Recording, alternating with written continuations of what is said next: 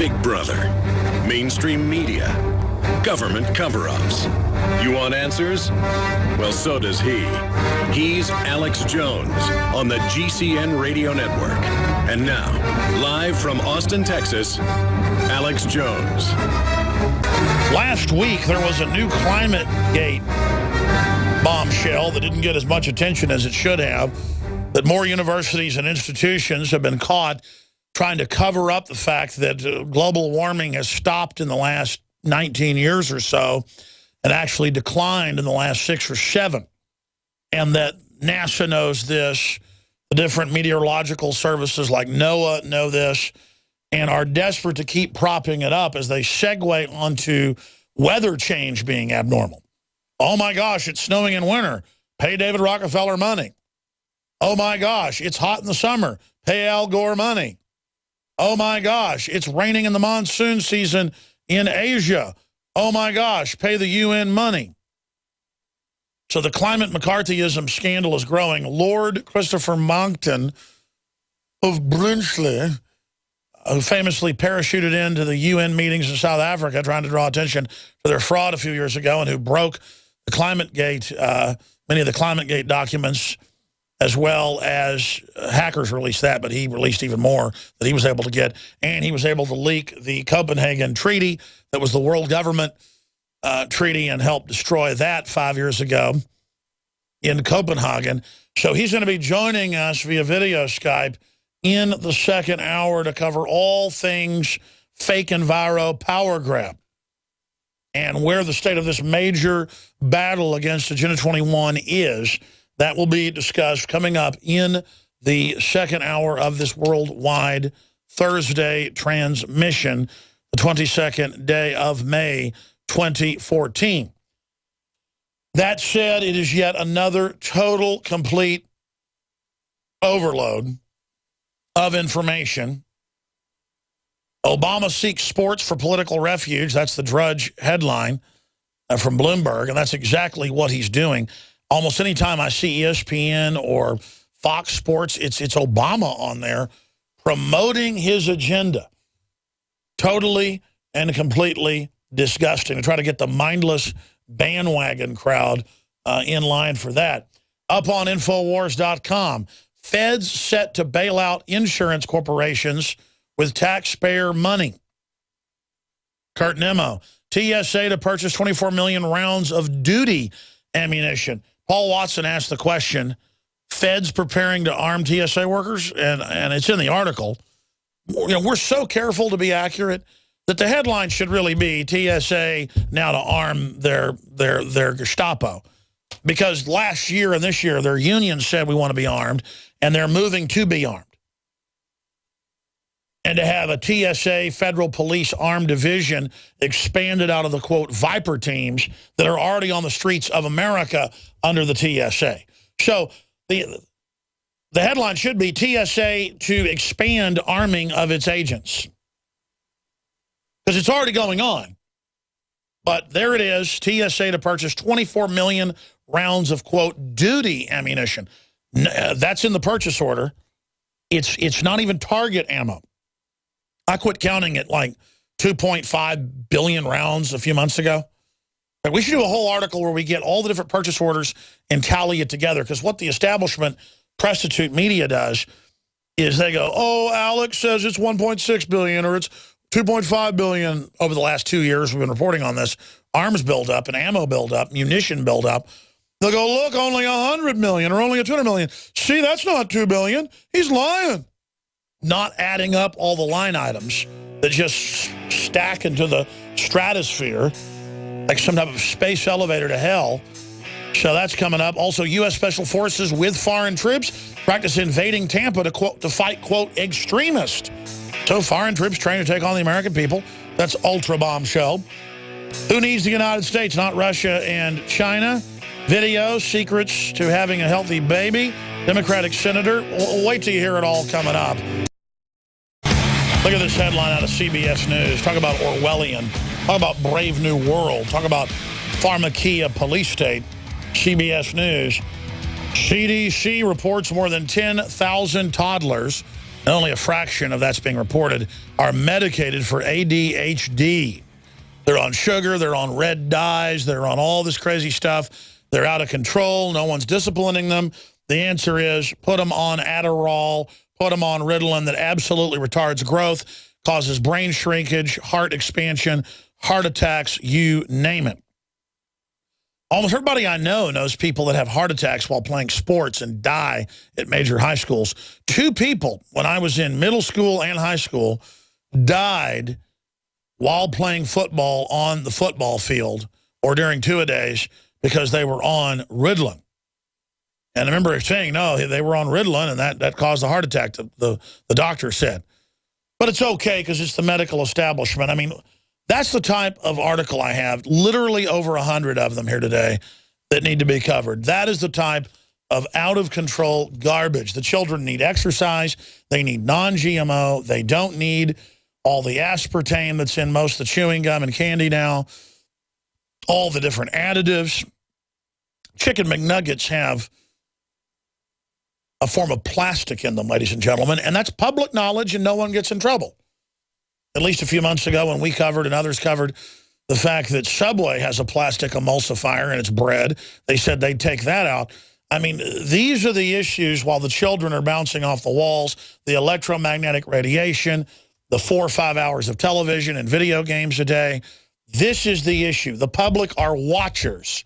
They are spectators. They are in a trance state. There's all sorts of medical issues, and the answer is not burning their brains out with speed.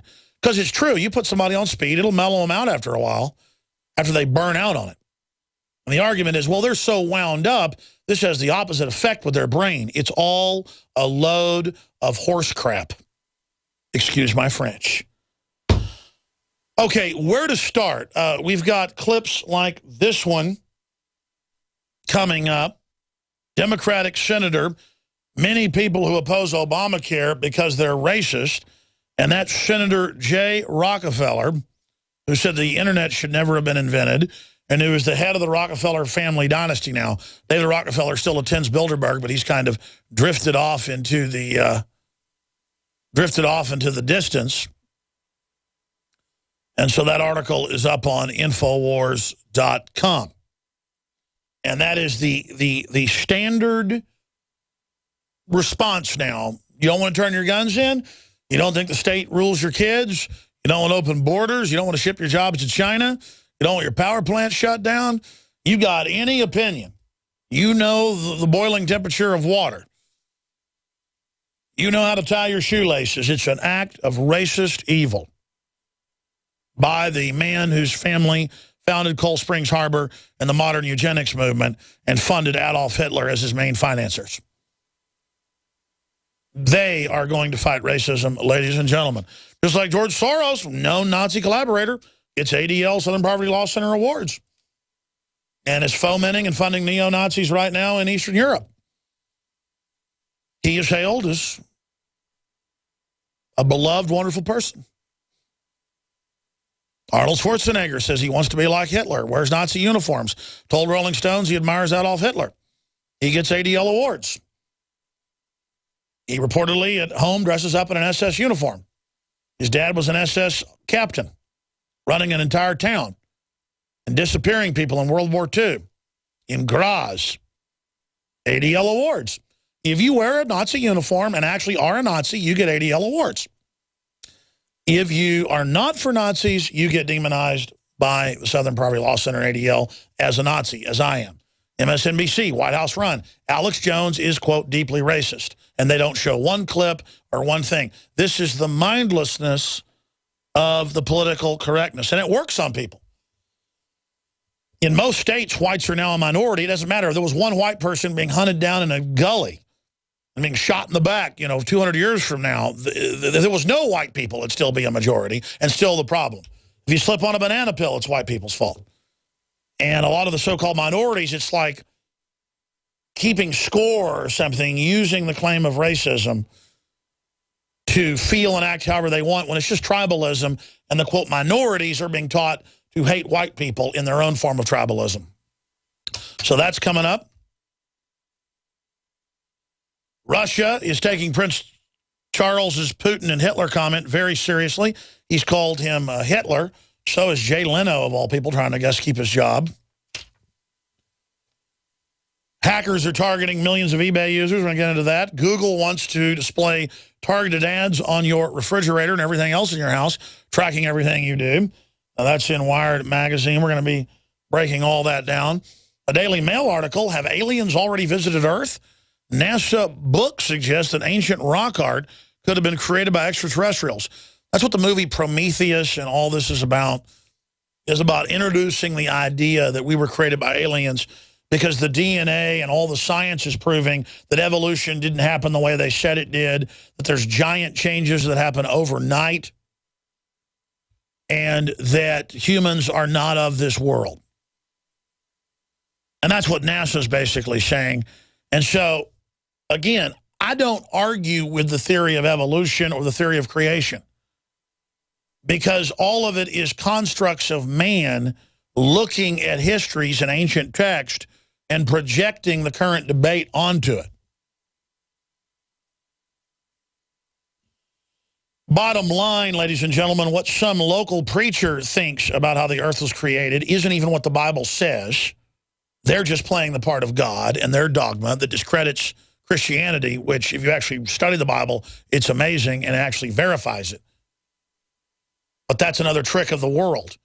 And then if you look at what the evolutionists say, Piltdown Man and pig skulls and pig teeth and all the hoaxes and all the lies, there is massive fraud in modern science, and it's a religion of eugenics to sell the idea that the general public is scum and deserves to die, to become a self-fulfilling prophecy. So see, I reject it all. The controlled churches idea of the earth being the center of the universe, we know that's bunk. And that was just the perspective of people in the church at the time, of their interpretation. The Bible said the earth was round in multiple places, but the ancients, after the Dark Ages, were saying that it was flat. I mean, it's the same thing over and over again. So, bottom line, I reject the priest of the church who all debate and argue with each other and have 1,000 different interpretations of the Bible. And I also reject the church of the eugenicists who pose as speaking from the throne of total truth, ex cathedra, that everything they say is true, when they're all debating with each other and all have their own little pet theorems. We're going to be breaking that article down today. We're going to cover it all. Lord Monckton joins us with the huge McCarthyism sweeping the world to try to persecute those that point out the public documents that ClimateGate and the latest ClimateGate that broke last week prove that the whole environmental movement is a power grab and is not actually trying to help the earth. That is all coming up as well. We are also going to continue getting into some of the really important news reports, and I'll cover this first when we come back from break. TSA to purchase 24 million rounds of duty ammunition. And Paul Watson goes on to ask the question, are feds preparing to arm TSA workers? That's like asking, do elephants have trunks? And in the article, Paul begs the question. He links to where they say they want armed TSA in the airports, and they're already on the streets via the Viper teams. So the answer is yes, this is happening. We're going to break that down. Also, U.S. Special Forces, we have a newscast of this, and, quote, foreign troops practice invading Tampa. Local news promises invasion is not the Russians or the New World Order. Troops from 60 different nations participated in that. We have video of that up on Infowars.com. Also, House votes to shut down NSA phone snooping. That's what the headline says. That's not what's really happening. NYPD considering using drones and gunshot detectors to fight crime. That means microphones. You know, when they train to mow down the public en masse, they call it zombie kill training. No, it's mow down the public training. All of this is hiding in plain sight. And it is coming up today, ladies and gentlemen. Also, we have a new record price of gas above $3 a gallon for 1,245 days. That's because of dollar devaluation. I told you this 4 years ago, and we did articles on it. We need to dig those up. It's now being reported Angelina Jolie talks the possibility of running for office, wedding and more on GMA. Who cares? I mean, she is an anti-gun, world government promoting, pro-Africa invasion, warmonger who wants the UN and NATO to invade all these countries, put al-Qaeda in charge. She loved the Syria war, the Libya war. She's a war criminal. And I've said that. Angelina Jolie is a guilty, like Joseph Goebbels of Nazi Germany, of crimes against humanity. Prima facie. I happen to know that she's seen my films with Brad Pitt. I happen to know they were aware of the New World Order 10 years ago, and they chose to join it. Asked by Good Morning America yesterday whether she'd ever consider running for office, the human rights advocate replied, you know, if I thought it'd be effective, I would, but I'm not sure if I would ever be taken seriously in that way and be able to be effective, the Oscar winner added. Jolie previously dismissed the idea in years past, saying she had too many skeletons in her closet, but that seems to have changed. What, all the suicide stuff, the cutting herself, the devil worship, the wearing blood around her neck, saying, you know, she loves darkness and murder, stuff like that. I love how she's a human rights advocate with the UN. Like David Rockefeller is a philanthropist. And Jay Rockefeller is a humanitarian. And David de Rothschild, who we got on the show, is a humanitarian, a philanthropist, and an adventurer. He's like Indiana Jones, why he went to the Arctic once, hundreds of years after people pioneered it in the middle of winter and went to the North Pole. Why did you hear he looked at the moon with a telescope? So he's Neil Armstrong now. He flew by helicopter to the North Pole once. He's a trailblazer. Did you hear David de Rothschild actually found the Lewis and Clark Trail and actually went from the East Coast to the West Coast just last year? Did you hear that? He discovered California, folks. The Rothschild heir from England. Did you know? He's a hero. I asked him when he was on the show. I was able to get him on because he had a children's book of brainwashing out about how polar bears couldn't swim. I said, okay, well, why are the ice caps of Mars previously melting? And I said, now they're expanding because, you know, global warming had reversed. That was 7 years ago, and it was already clearly reversing. I said, why are the ice caps of Mars, you know, getting smaller too? It's because the sun's heating up. And he said, no, it's because Mars is closer to the sun than the Earth. And I said, no, it isn't. It's Mercury, Venus, Earth, Mars, and then on out. And he said, no, it's not, and laughed, thinking my audience was the general public, that if an authority, a Rothschild, says, you know, he's literally the guy's a Jesus lookalike. He literally tries to look like Jesus, acts like Jesus, says he wants to save the earth. He is our Christ. Our Christ, Al Gore is a Christ as well, saving us, inventing the internet. He said, no, it is closer to the sun than the earth. Doesn't matter if it's Mercury, Venus, Earth, Mars, the asteroid belt, Jupiter, the largest planet, the supergiant, the gas giant, Saturn, the next gas giant, Uranus, the next gas giant, Neptune, and then Pluto, which isn't even considered a planet anymore, and over 300 bodies the size of Pluto or bigger in the Kuiper Belt. It doesn't matter that a 7-year-old should know that. He thinks you're a moron, and he says to you, I say Mars is closest to the sun, and Mercury is in the Kuiper Belt. And because he says it, it is law. And if Al Gore says he invented the internet, it's true. And if Obama says it's racist to not turn your guns in, and that the NRA was founded by the Klan, even if it's the opposite, it doesn't matter. It doesn't matter if you built your small business. He says you didn't build it.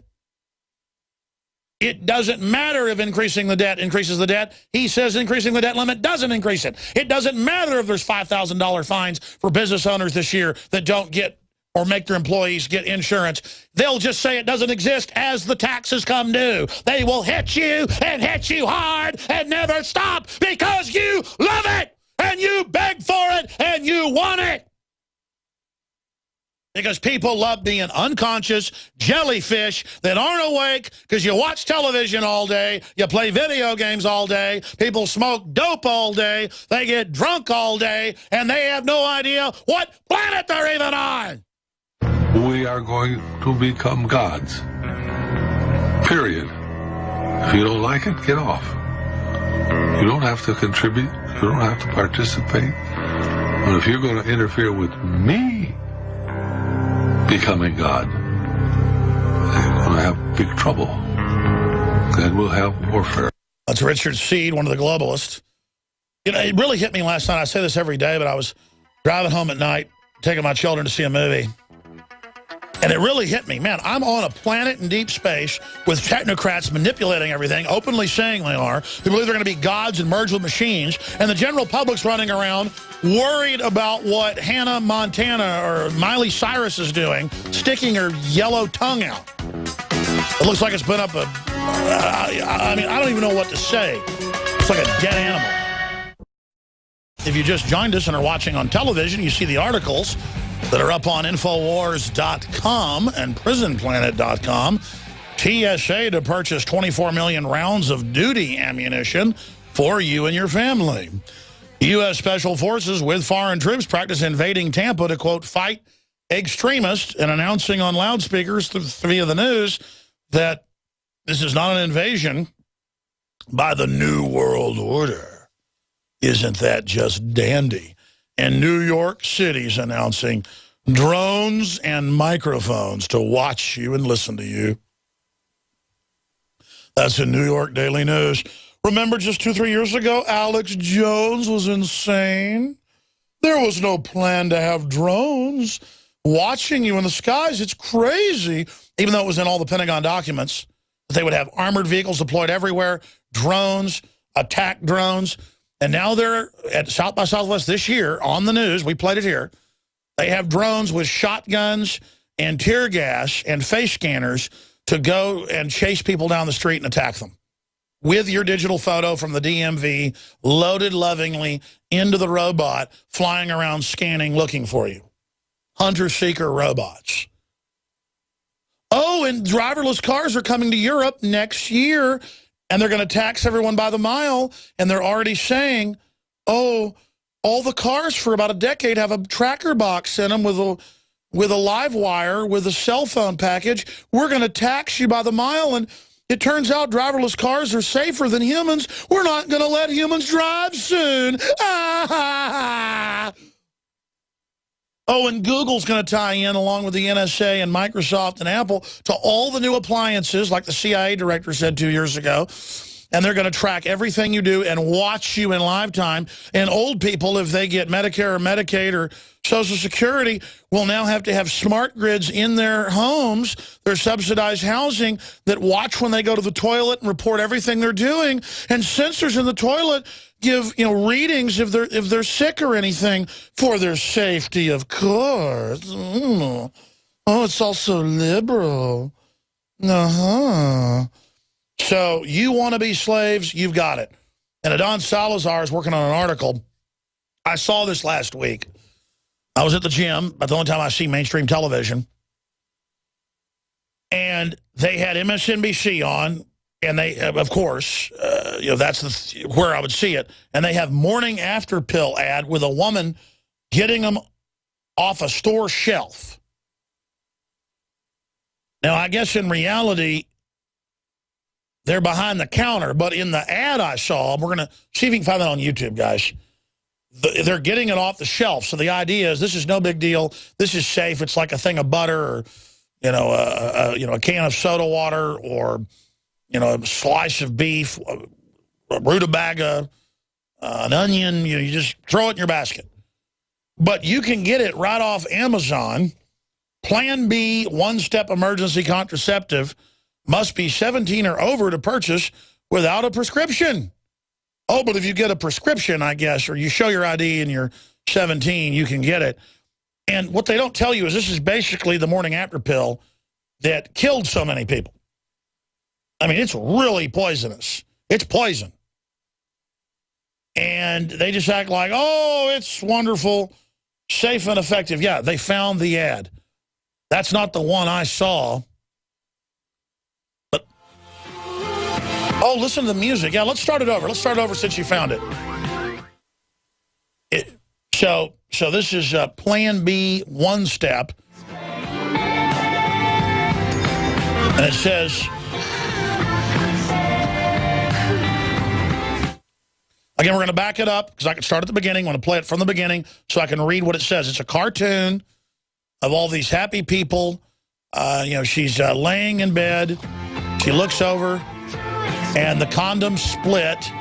Sperm swim by. She's on a bus. A baby's crying. Ooh, babies are gross. I'm not ready for that one, she says.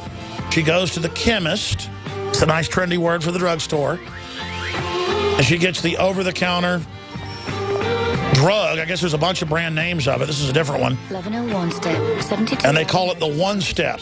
More effective the sooner you take it. And that's out of England. I guess over here it's called Plan B. So again, we'll try to find the Plan B ad and see if we have that. It's probably on the drug website is where we'll find it if it's not on YouTube yet. But the point is, the guys are working on a report on that, just the total culture of death. And in so many sitcoms, dramas, ads, you name it, they show a baby crying, and it's like the most horrible thing on earth. They're gross. They're terrible.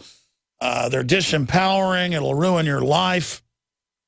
And sometimes I'll be at a resort or something with my children on vacation, and it'll be an empty pool. And it's always when it's an empty pool, and there'll be some trendies out there sitting in the hot tub or whatever. And I'll come out with my children who jump in and swim around and laugh and giggle. And I've actually seen trendies go, ugh, and get up and leave like it was so upsetting to see children. Well, if that's the way you think, go to a hotel that doesn't allow children. They have those.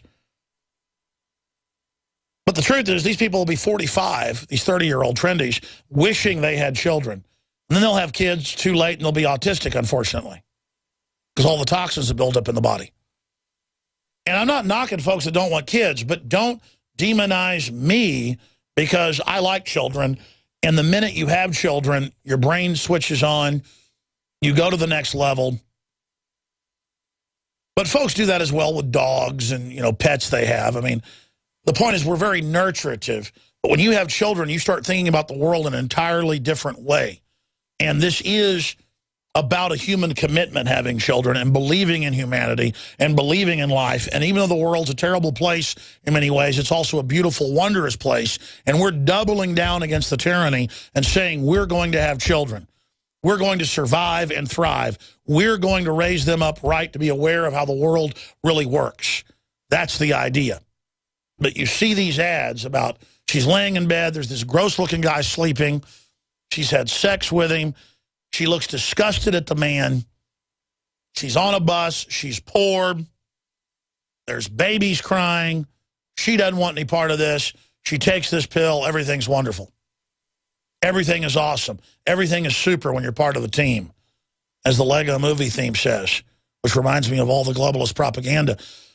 The truth is you're poor because of deindustrialization. You're poor because they broke up the family and made all the women work.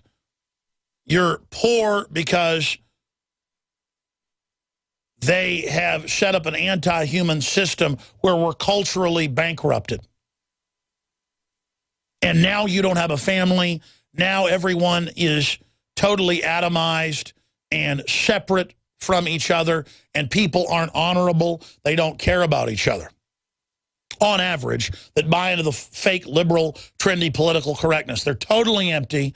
They're totally rudderless, and they don't know why they're so unhappy because they buy into whatever the system says. So if they just double and triple down on the system, they may be fulfilled. I'm gonna steal a silver stallion without a mark on his silky hide, and teach him he can trust me like a brother. And one day we'll saddle up and ride, and we're gonna ride, ride like the one-eyed jack of diamonds with the devil close behind. We're gonna ride. I want to get that Highwayman song and play it from the start as bumper music. Because when you get down to it at the end of the day, whether it's your dog or your horse or your husband or your wife or your children, in mammal relationships, it's all about trust. And you can see a dog when it looks at you with trust, or a horse that knows you and looks at you with trust, or a bird you feed on your back porch that looks at you with trust. And that's all there is in this world, is trust and being honorable. And people taking themselves seriously and taking each other seriously and having some basic respect. And Lord knows I'm not perfect and I'm not respectful all the time, but I realize that's what it's all about. And the globalists don't respect us, and they don't respect themselves. And they have such disdain for the public that at Bilderberg, on record, you're not allowed to look at them in the eyes if you're a bartender or a waiter or a event planner or a manager or anybody. Hey, Alex. Yes. I once served the Queen Mum of England. What was that like, scum? Exactly as you describe it. I wasn't allowed to look her in the eye. I was paid a nice $300 not to do that or speak to her. Tell me that story, because you mentioned it before, but I never got the full story. Yeah, I know you also have a degree as a chef and have worked some of the nicest restaurants in Austin before you went to work again back into media. What was it, for KI or KVUE? KXAN and KI. That's right. Yeah, but I was working at Keeneland in Kentucky at the racetrack, and they. Oh yeah, she lives about a month out of the year there. She just buys her horses there. Yeah, it's very beautiful. She grabbed a select group of us, and we went up there, and we were told not to look at her. If she did speak to us, not to speak back, and that went for her whole posse as well. And we followed the rules, but that's the way they do it.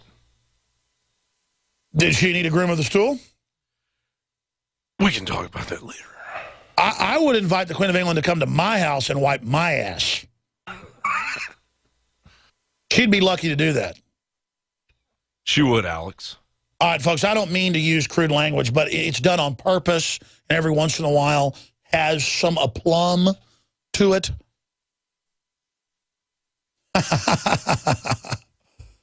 Now, the Queen Mum, that was before she killed over, or the actual Queenie? The Queen Mum, before she killed over, yeah. You know, it came out that she daily got the blood of small children that was, quote, donated, as if the children had parental consent. I mean, the children don't have free will. Their parents literally vampired them out to her to have child blood almost on a daily basis pumped into her fetid arteries and veins. What do you think of that? It was all Canadian.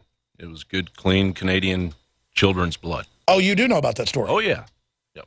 John Bound, you know, John Bound comes from a journalist family. His dad worked for AP, and a bunch of other folks got a Peabody Award for journalism, and John has done syndicated radio and news, and then went into being a chef for a while, and back into media, and he's here, and he does a great job. John, how dare you not want to worship your queen, your king, your Lord, your Savior? I worship the king of rock and roll, Jimi Hendrix. Well, that's a little better. Something tells me that the known Nazi Prince Philip, who when he sees black people literally starts saying, shouldn't you be out with a spear and a bone through your nose? Literally, you can look that up. I don't think he likes Jimi Hendrix. Well, he called Putin a Nazi, right? Well, that's his son did that. Yeah. Well, exactly. No. Right. If you're George Soros and a real Nazi, you call people Nazis. If you're real Nazis like the German royal family of England, you call other people Nazis that actually are the children of the people that defeated the Nazis. See? Yeah, I'm starting to get it figured out. I think eventually we'll all just walk backwards. Yeah, one of my grandfathers was a fighter pilot. The other flew B-17s. And so because they fought the Nazis, then I am a Nazi, according to MSNBC. You understand how that works? Yeah. So the Russians fought the Nazis. They're now the Nazis, according to the Nazis. Right. Are you? Yeah. My great-grandpa fought in World War I. My grandpa fought in World War II. He fought the Nazis. So what you're saying is I'm a Nazi. You're a Nazi. Got it. You understand how that works now? I got it. Okay, good. I'll go celebrate Memorial Day. Good. Good. While they literally shovel the veterans into an incinerator. All hail Arnold Schwarzenegger. Again, who told Rolling Stone he admires Hitler, wants to be a dictator, and reportedly dresses up in SS uniforms and hands out records with Hitler speeches on them. Rolling Stone, again, has the interview with him saying that. But that's okay. You understand? Is that cool with you, John? I'm going to work on it. Well, he's anti-gun, pro-open border, so Republicans love him, too. You understand? Yeah, he just works the angle, right? Well, he just totally doesn't care about anybody but himself and absolutely turns his back on his friends of 20, 30 years. So I know folks that know Schwarzenegger well, people that have smoked pot with him, used drugs with him for 20, 30 years, you know, whole 9 yards. And, you know, the minute they have trouble... hold on a second, my dad's calling me. Hey, Dad, I'm on the air. How's it going? If you want to come over and talk to me. Yeah, no, I know. Yeah, I'll call you back during the break in about 2 minutes, okay? What a good son, ladies and gentlemen. Thank you. Thank you, Dad. I just don't know why he calls me when I'm on the air. Anyways, I need to stop right there, ladies and gentlemen. Before I go any further, I'm going to come back and cover the arms buildup against the American people and where all that is going. But just briefly here, we are literally worshiping royal families that are taxpayer-funded all over the world who are total eugenicists, and then also worshiping Angelina Jolie, and they're merging Hollywood with the political class and all the red carpets and the crud. It is a sick joke. We should reject all of these people. And when you see somebody reading People magazine and caring about all the mindless hype, explain to them that it's literally mind control to blind them from the fact that they are on a deep space orbiting planetoid in the middle of total wonderment, total creation, and just amazing times. And that we are exposing the evil because there's so much good that needs to be absolutely protected, kissed, sugar on top. Double sugar on top. That's what we're saying. Now, before I go any further, mid-air refueling. We are funded by you, the legions of liberty lovers worldwide, and we sell the highest quality Made in America pro-gun shirts and other apparel and ball caps and bronze belt buckles with George Washington snarling on the front. And just everything else at InfoWarsStore.com. That's InfoWarsStore.com. We have InfoWarsLife.com with the Survival Shield Nascent Iodine, proprietary, nothing else like it. And a special deal right now with the InfoWars Challenge, where you can get them both discounted with Super Male Vitality. We've got the Lung Shield, InfoWarsLife.com. Try it. You'll be blown away. I cannot tell you enough what Super Male has done for me. It also works on women. We have a female version coming out next week. InfoWarsLife.com, InfoWarsLife.com, or 888-253-3139. We don't have children's blood like the Queen of England, but we do have powerful herbs. We'll be right back. Stay with us. That's all there is in this world, is to find that silver stallion without a mark upon his silky hide and teach him he can trust you like a brother. One day you're going to saddle up and ride. And that's about your own self, becoming an honorable, good man, building yourself into someone who is streetwise and good and actually understands how people work and wants to build others up and build yourself up. And then one day you'll become a man and you can saddle up and ride with the woman, the stallion, and the wind. And the sun is going to burn into a cinder before we pass this way again. But we're going to ride. We're going to ride. Like the one-eyed jack of diamonds with the devil close behind, we're going to ride. The devil wants to hold you back. The devil wants to control your life. The devil wants to take your free will. Even if the devil didn't exist, the archetype of the devil does. The devil doesn't want you to have guns and know how to use them. The devil wants to be the one with the guns. Because political power goes out of the barrel of a gun, and the control freaks desire power above all else. TSA to purchase 24 million rounds of duty ammunition. Feds preparing to arm TSA workers, Paul Watson asked. Do fish swim in the sea? And then the article goes on to say they're calling for arming They're already armed on the street with Viper teams. Now they want to be armed, and their union calls to be armed. And can you think of how horrible that's going to be? The police are already allowed to execute people anywhere they want in the country now. Some lawyer or some law student says, hey, why are you trying to search for a car without a warrant? So the cops grab him, spread his legs, and ram their knees into his crotch till his testicles have to be removed. And the police hail it in Albuquerque. So it's just part of the total preparation for war with the people. And again, that dovetails with U.S. Special Forces foreign troops practice invading Tampa.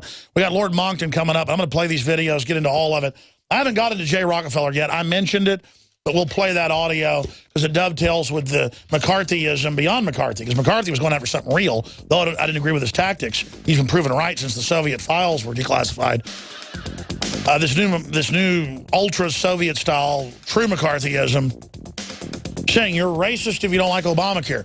You're a hate monger and need to be arrested if you don't believe in global warming. And then it's man-made and paying Lord Rothschild money. We'll be right back with the second hour on this worldwide Thursday edition. Lord Monckton will be joining us coming up in the next segment. I haven't had him on in probably 4 or 5 months. Huge news on a new ClimateGate document they've been suppressing. Total fraud. They're planning to persecute anyone that denies what they're up to. And again, that dovetails. I'll play this again for him, but I want to play a clip here of Senator Jay Rockefeller.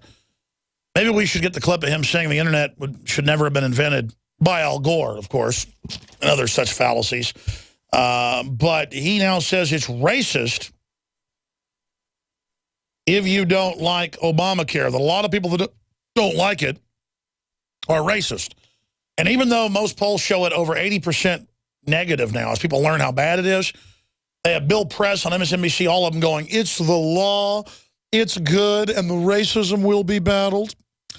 And the conspiracy theorist about rationing of care and death panels at the VA, that's going to be stopped as well. Racist conspiracy theorist. And then Press just acts real confident, and the average Democratic cult member just goes, oh, we're the smart ones. We're not the right-wingers. You people are about as liberal as Hitler. You people are the opposite of liberals. Thomas Jefferson, as I say, is a liberal. You, my friend, are not a liberal. I want to be clear about that. And I'm just sick of these people parading around with their low IQs, with their cultural Marxism, flaunting it in our face that they're tough and strong and superior because they've adopted the establishment poison vomit, and then they eat the vomit and then spray the vomit on us. We're supposed to lap it up and relish it like it's mother's ambrosia. No, you people are gibbering scum on confidence trips because you're so empty. You're narcissistic turds. I don't want to be around you. I don't want to look at you. And I sure don't want you running my life. Get out of my way, filth. All of you that say our kids belong to you. That's like they're, you know, birds will have a certain sound like a whippoorwill will go, whippoorwill or Bob White, call a bird a Bob White. Birds usually named after their call. A lot of them are. Yours is, kids belong to us. Kids belong to us. You're our slave. You're our slave. You're dumb. We're smart. Let's go ahead and go to Jay Rockefeller, the ultra-fascist, totally wicked eugenicist, New World Order scumbag who thinks the public is total trash, who sucks off taxpayer money and is tax-exempt, openly saying that a lot of people don't like it because Obama's black. This is written by foreign banks that he partially owns to literally have a tax to them and lower the quality of care and put payroll taxes on poor people and taxes on medical devices and just butcher health care even more. It's a fascist gang raping. And his answer is, no, you're racist. Here is Jay Rockefeller, enemy of freedom. I'll be able to dig up some emails that make part of the Affordable Care Act that doesn't look good, especially from people who've made up their mind that they don't want it to work because they don't like the president. Maybe he's of the wrong color, something of that sort. I've seen a lot of that, and I know a lot of that to be true. It's not something you're meant to talk about in public, but it's something I'm talking about in public because that is very true. People associate a piece of legislation.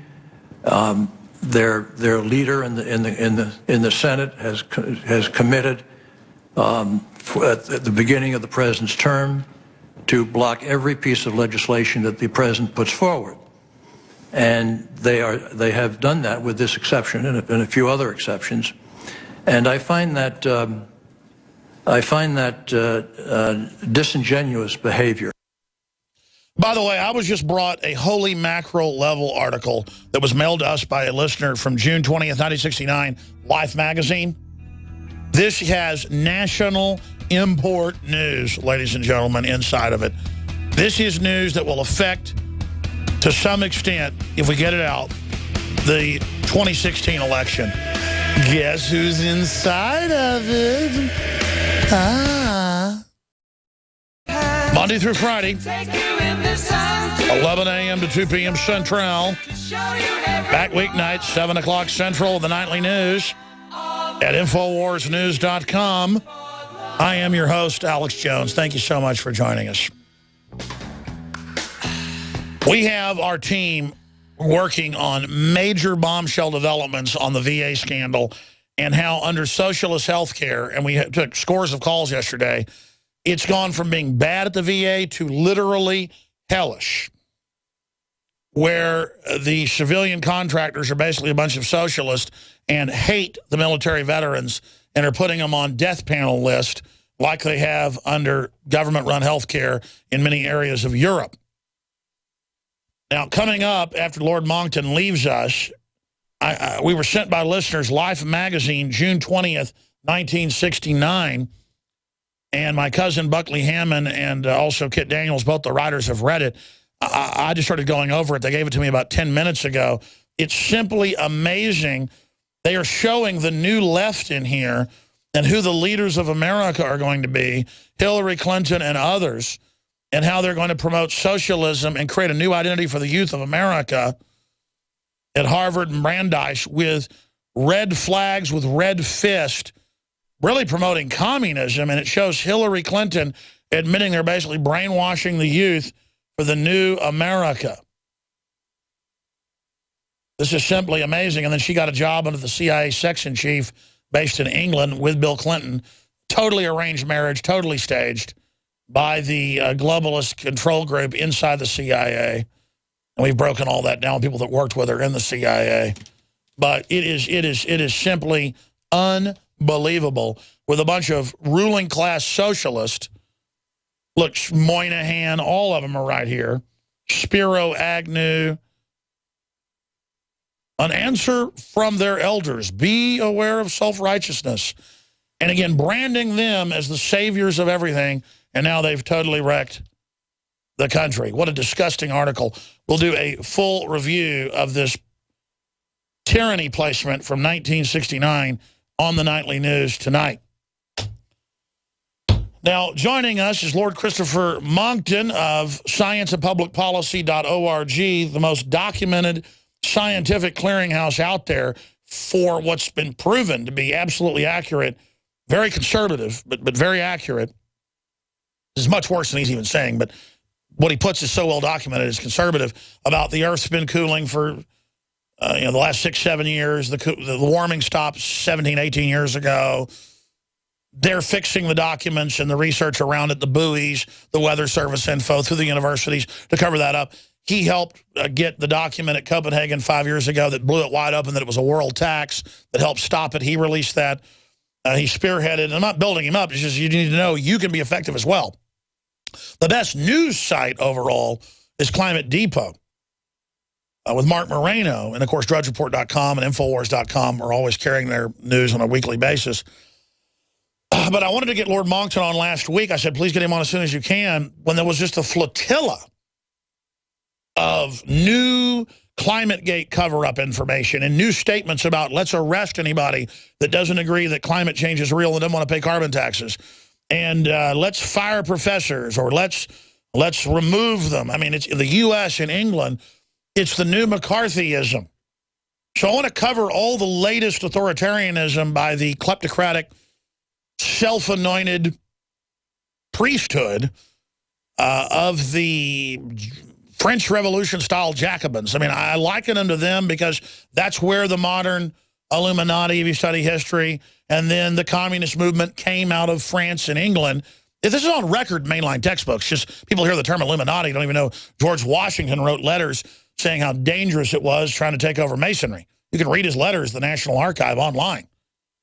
And so what we face is a group of just control freak criminals that wanted to overthrow the existing order that certainly had some problems, and that got well-meaning liberals in the Thomas Jefferson vein in France and in the U.S. and England to go along with them. So I'm going back to the original progenitors of this degeneracy. They are not liberals.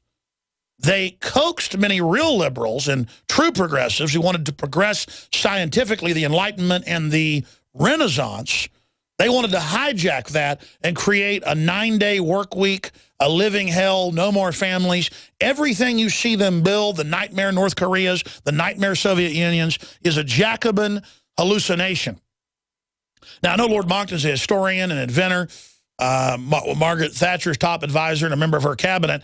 I know he studied history, so I know he will probably agree with what I just said and then augment it. But these are the little-known facts. And the reason I'm starting this interview right now with the source of this communist disease is so that people understand communism is only a 150-year-old Karl Marx, Engels manifestation of the Jacobins. We'll see if he agrees with me. I would imagine he does because it's history. And then I want to look at their latest criminal activities and their attempt to shut us down.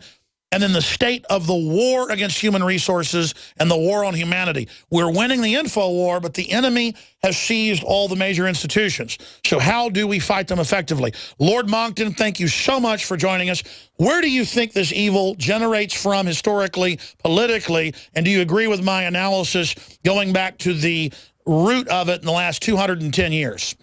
I'm going to go back further than that to early imperial China, Alex, because that was the place where they first began philosophically meditating upon the fundamental divide in politics, which is between, on the one hand, the totalitarians, as we would call them now. They called them in those days the legalists. And on the other, the libertarians, that's what we would call them now, and they called them the Confucians. And so the debate between the legalists and the Confucians has gone on really throughout the history of global government, going all the way back to imperial China, where we're going back thousands of years.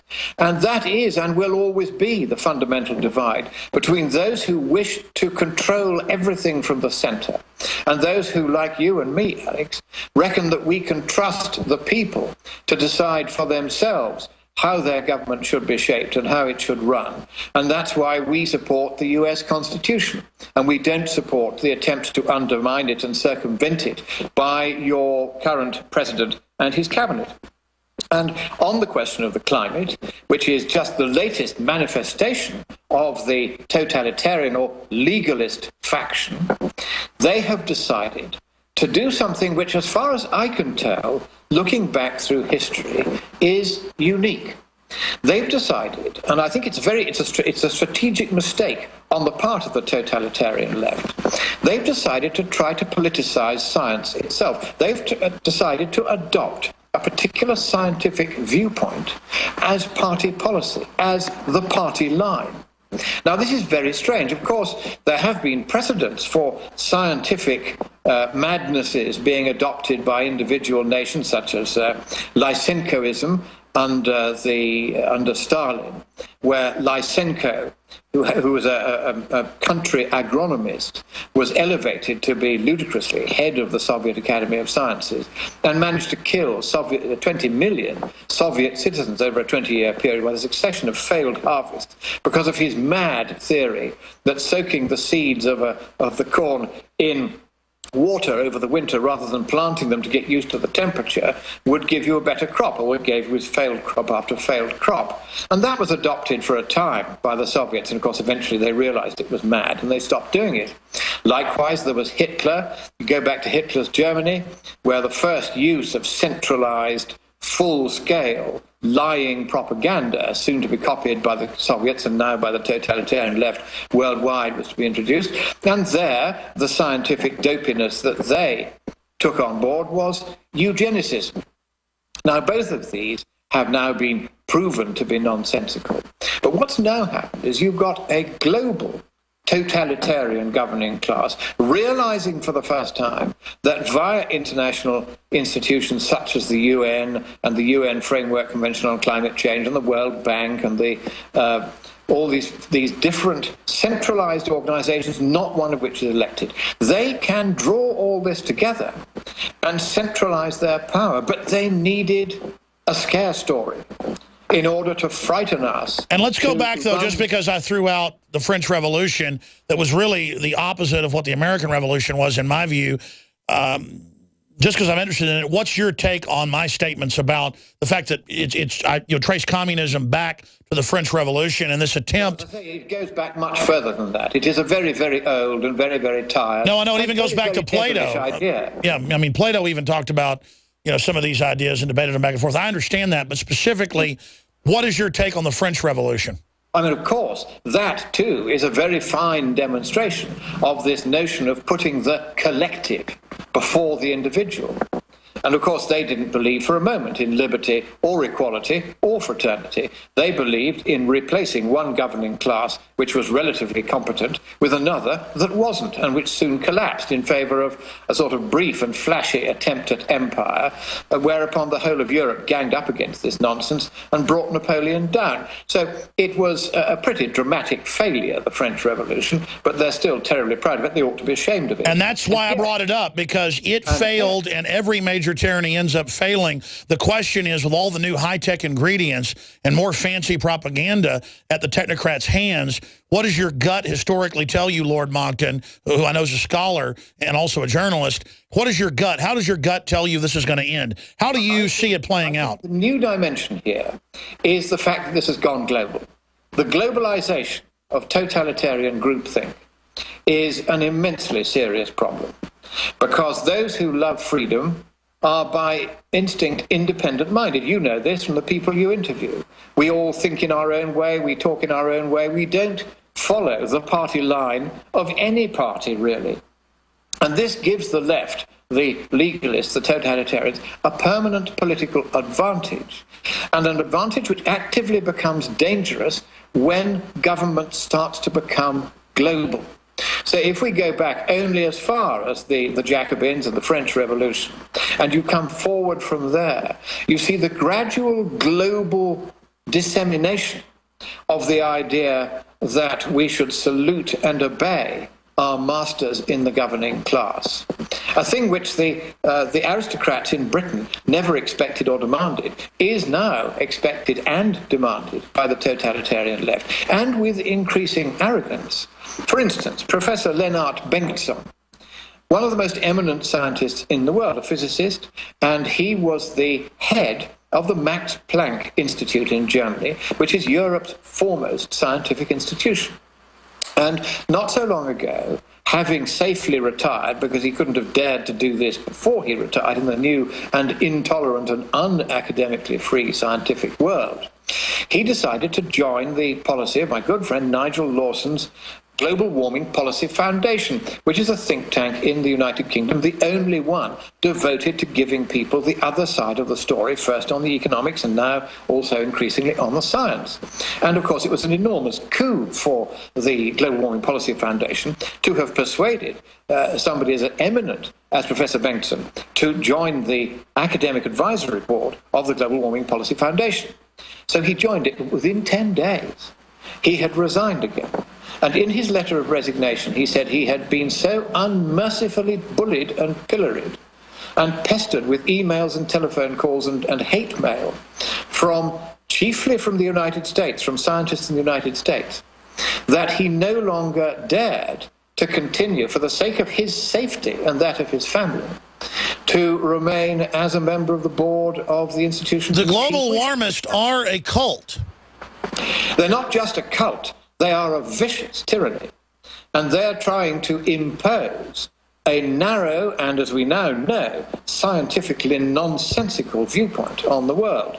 There has now been, according to one of the satellite data sets, no global warming at all for 17 years and 9 months, a completely flat trend.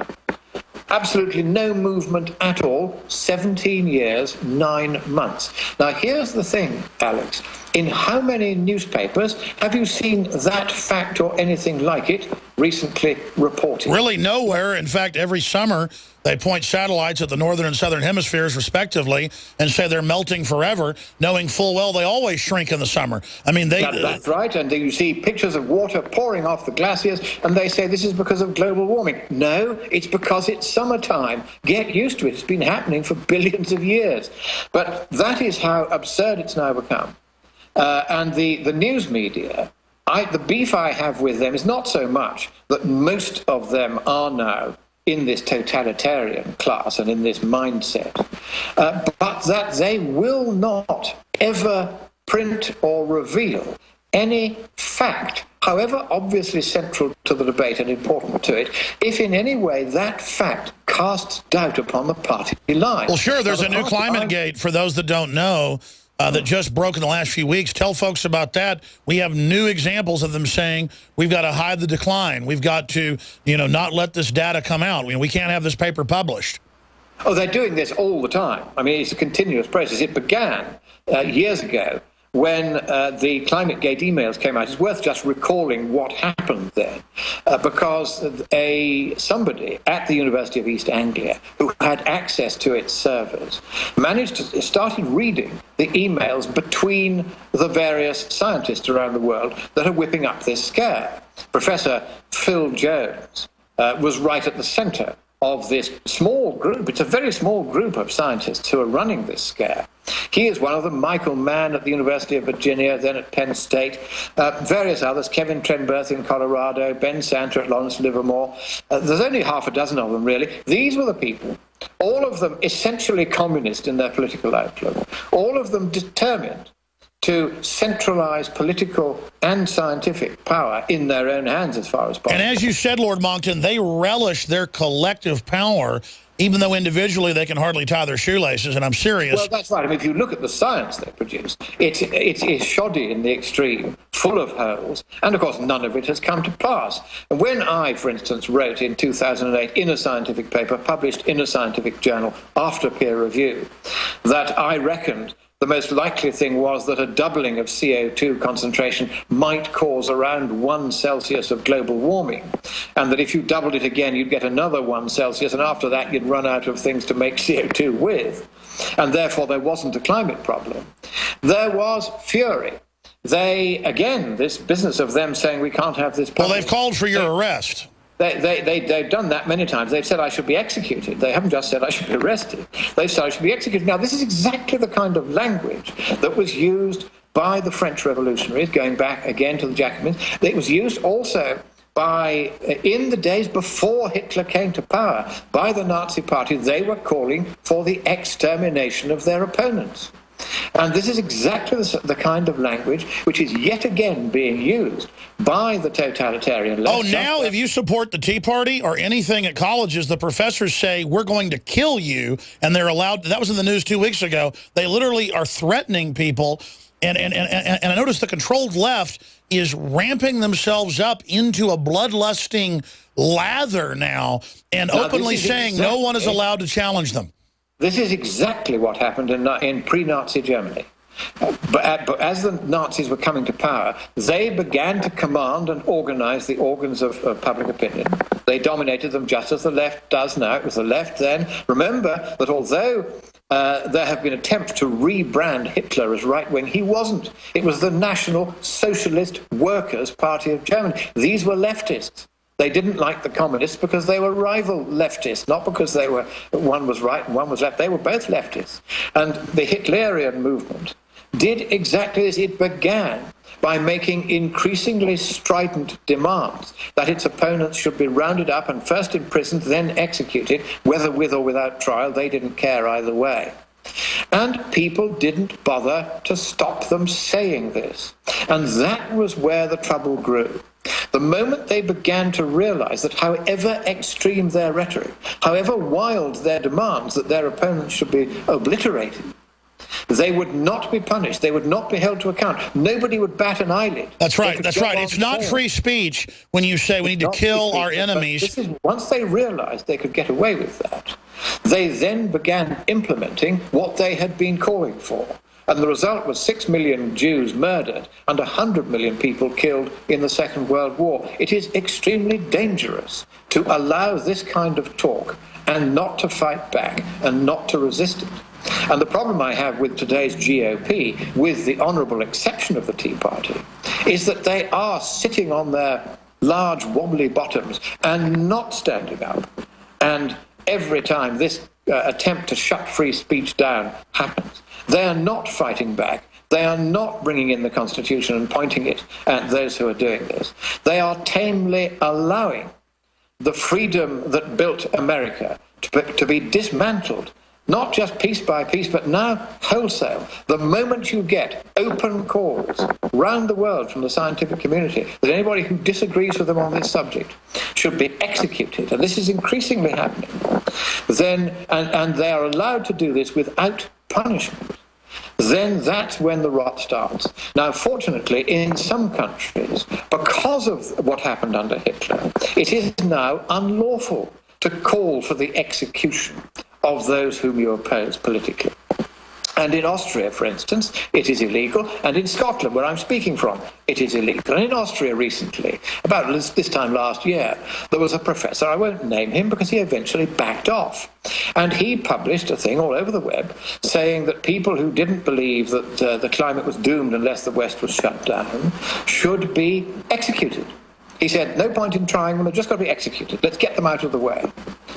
And of course, there was an outcry, but he went on saying it and trying to justify it until I wrote to him and gave him 24 hours to retract that demand that we should be executed, or I would report him to the Austrian authorities under the hate speech law, and he will be sent to prison for life. And my goodness, you've never had a retraction as quick as the one that came back from him. Well, that's the thing about the controlled left, is they're such ultra-authoritarian plutocrats, and they just have to be stood up against. We'll be right back with Lord Monckton. It's been banned all over the country. Colleges are saying it's racist if you have a fiesta party at your fraternity with Mexican food. Toga parties are next. They're saying no one can dress up in Halloween costumes of geisha girls, cowboys, or Indians. This is the total control of reducing the language and making everything a faux pas, and it ties into this shutting down information and these people calling themselves liberals when they are the opposite. They're authoritarians. We'll talk to Lord Monckton more about that and talk about the latest scandals and where this fight is going, because we told you this 6 years ago, and now it's happened. They've shut down over 500 different power plants in the country. Coal power plants, they're totally clean. Only water vapor and carbon dioxide comes out. And in many areas, power prices have doubled. On average, they're up over 30%. And it's bankrupting the country. China gets 3 a week. We get more than 3 a week shut down. Now they want to shut down more than 1,000 more. Do the math. It's incredible. It's bring us to our knees. We're going to break down Agenda 21 with Lord Monckton in a moment. Speaking of Agenda 21, we sell Rosa Corey's book. By the way, she's a liberal and Democrat out in California that woke up to this and was a city, county planner, zoning person, and thought, this is incredible. She wrote her book. It's a short book.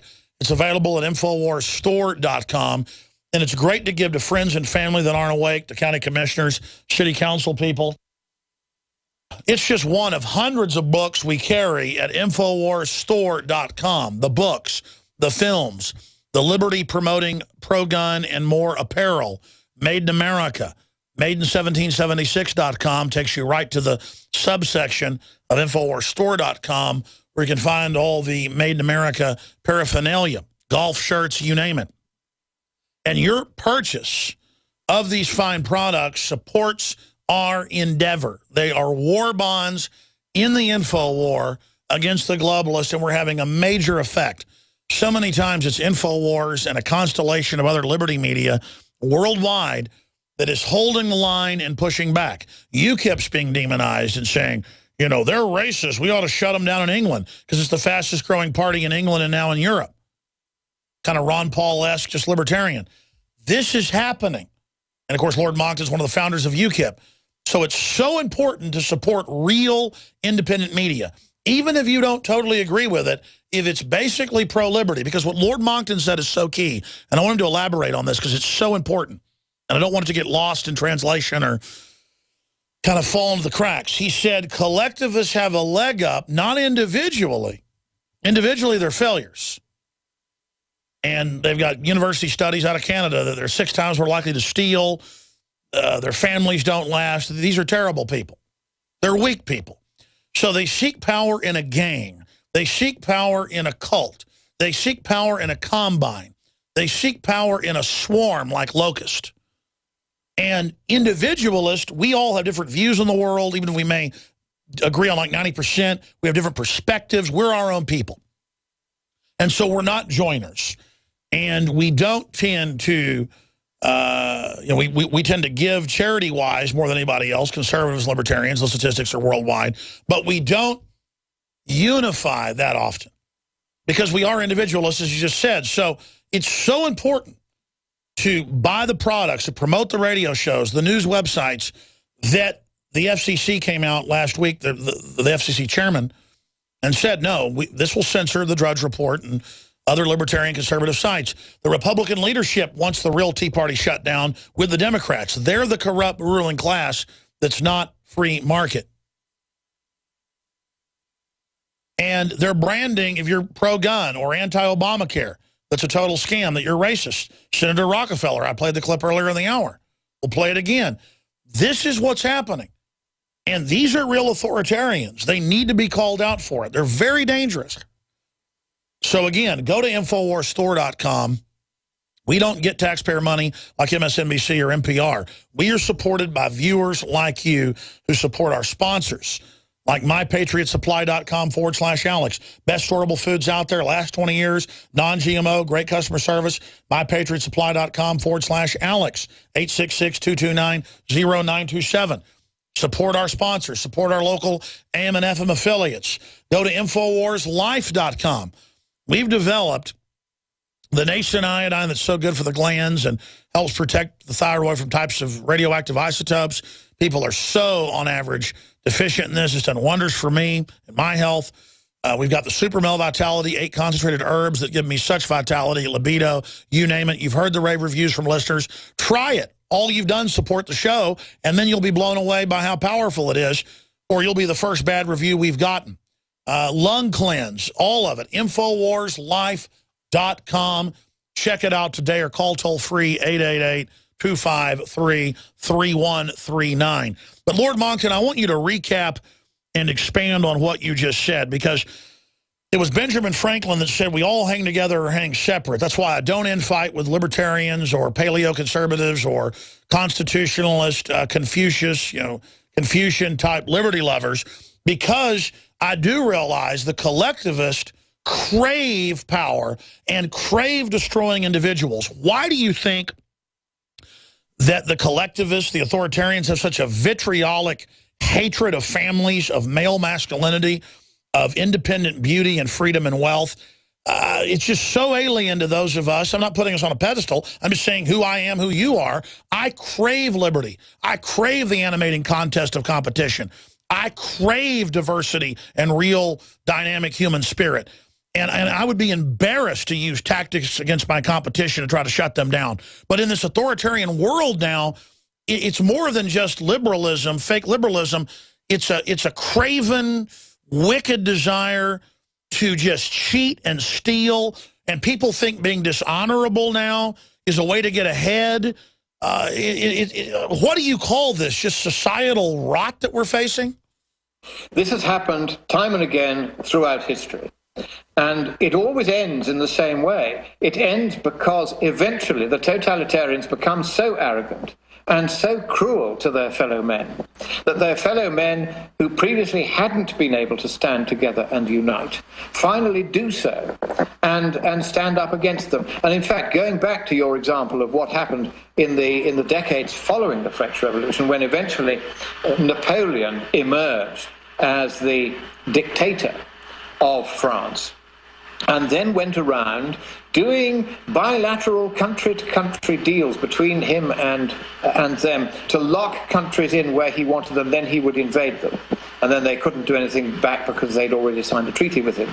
Eventually, after enough countries had thus been gobbled up by Napoleon, they banded together and stood together against him. And even if the Battle of Waterloo had not been the moment at which he was finally defeated, he had already by then been politically defeated because a grand alliance against him had been formed. And much the same happened really before the Second World War, where countries like Britain refused to get into alliances with other countries against Hitler, because they didn't want another war. Of course, nobody wants another war, but the fact was, if they didn't have one, Hitler was going to dominate Europe by exactly the same techniques of a combination of adroit diplomacy and brute force and will that Napoleon had previously used. And Hitler modeled himself very much on Napoleon. And so they did it then, and eventually Hitler pushed it too far, and the world ganged up against him, and he was stopped.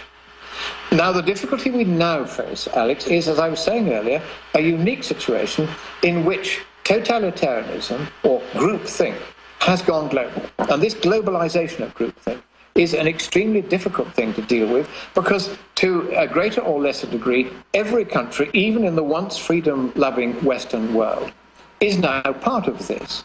And the entire bureaucratic and governing class knows that it's more than its job is worth to dare to speak out against it. I'm going to give you an example from the University of Delaware, where a communist front group called Greenpeace, which pretends to be an environmental organization, but in fact was taken over by communists, 30 or 40 years ago now, and has been run as a front And group. by the way, their founder is the one that blew the whistle on that and released the documents. That's a fact. Patrick Moore, who has talked to me about it, and likewise is another founder, the late Eric Ellington, whom I knew well. And interestingly, when I first mentioned on your show some years ago that Eric Ellington, one of the founders of Greenpeace, had said that this had become taken over by the communists, the communists were very angry, and they then got in touch with me to say, well, what evidence do you have that there was anybody called Eric Ellington? And I said, well, his brother is still alive and living in Scotland, where he used to live. Why don't you get in touch with him? So they went quiet after that once they realized there was an Eric Ellington. He was a landscape photographer. He lived partly in Scotland, partly in Jersey. And he said to me very plainly, and he was not a political man, he said, look, we founded the organization to be a genuine environmental organization. That was our intention. Patrick Moore says the same. But, he said, then the communists suddenly took it over, and because we weren't political, we didn't know how to stop them. And within a few years, all of us who had founded it had left, not because we didn't believe we needed a cleaner and safer environment, but because we didn't believe Greenpeace any longer had anything to do with that.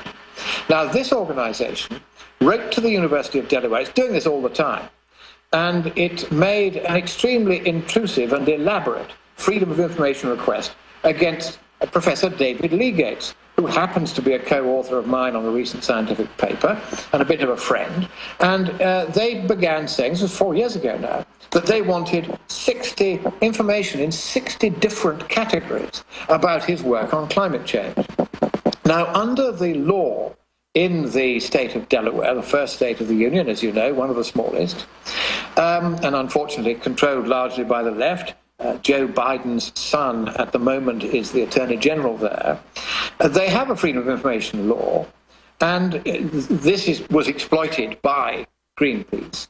And they said, we want information about all this to do with Professor Lee Gates. Now, Professor Lee Gates is not paid by the state of Delaware. He's paid independently by the university, which is itself subsidized separately by the state of Delaware, but his salary is not paid from what comes from the state of Delaware, or rather it wasn't.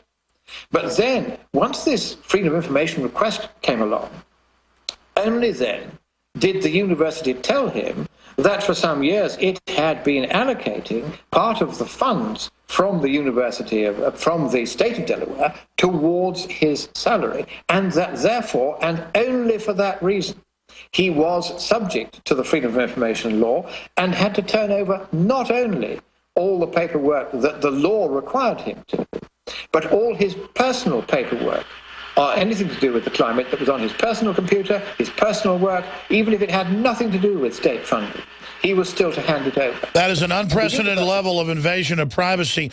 You know, and of academic freedom. And the university went on and on and on at it. And there's a really nasty piece of work there called White, Lawrence White. He is the general counsel for the university. He was at Georgetown before. He's been the rounds, and everywhere that he's been, he seems to have moved on rather quickly, shall we say. I won't put it any stronger than that. Anyway, here he is at the University of Delaware, quite a come down from Georgetown.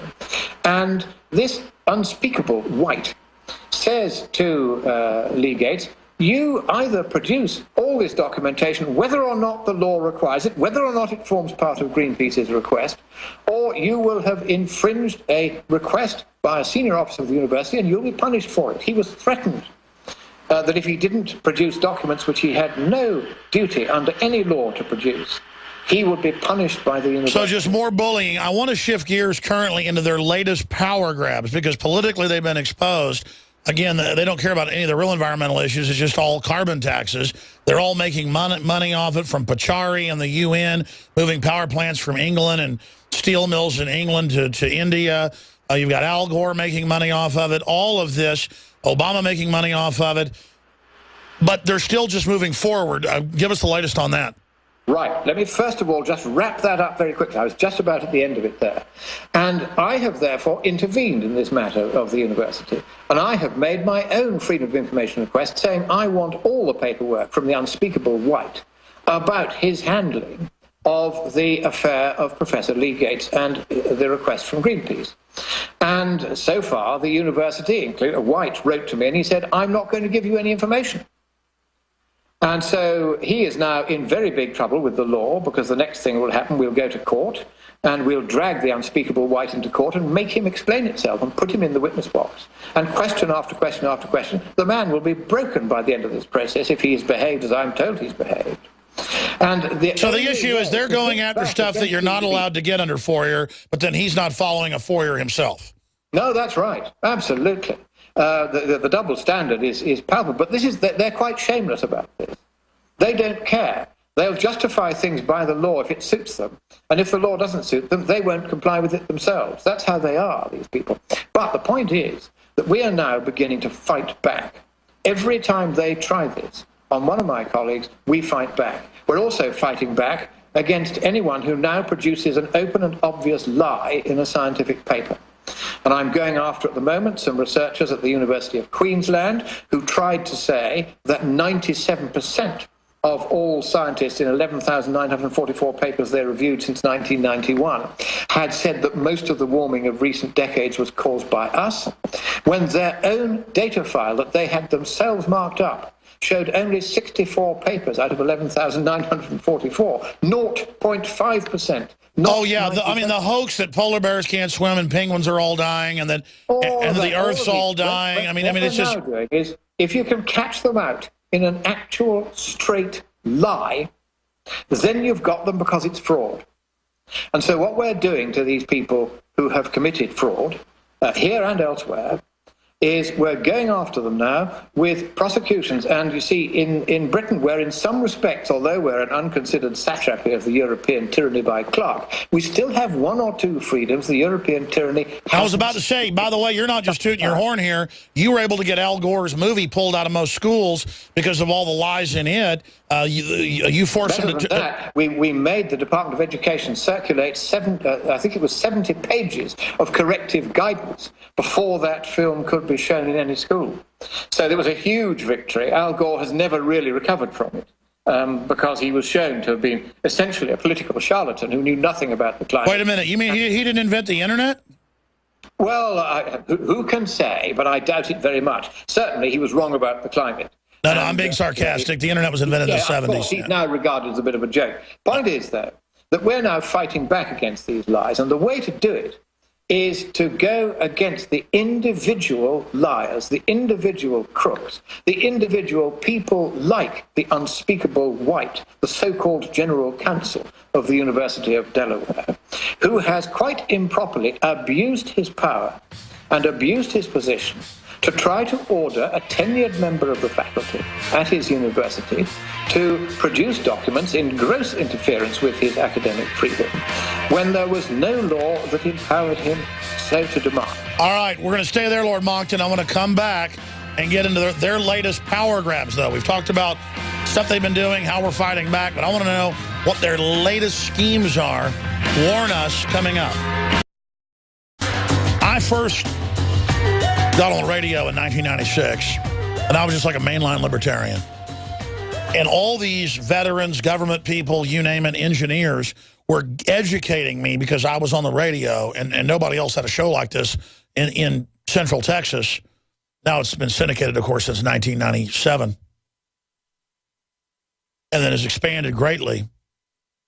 But the engineers would bring me the documents, the farmers and ranchers who were having their ranches taken in eminent domain for pennies on the dollar, and then the enviro-Nazis that would do it would turn around 5 years later and turn it into condos and mansions and sell 3 acres for $1 million or $2 million.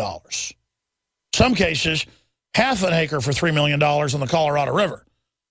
I watched them take more than 50,000 acres, and I mean, I would come out from the radio studio, and there'd be all these people down there want me to come to their ranches and see what was being taken. I would go cover it. And it was like a James Bond movie, some of the stuff, the harassment I would get, the death threats. We stopped some of it because it's so corrupt, you barely stand up, it falls.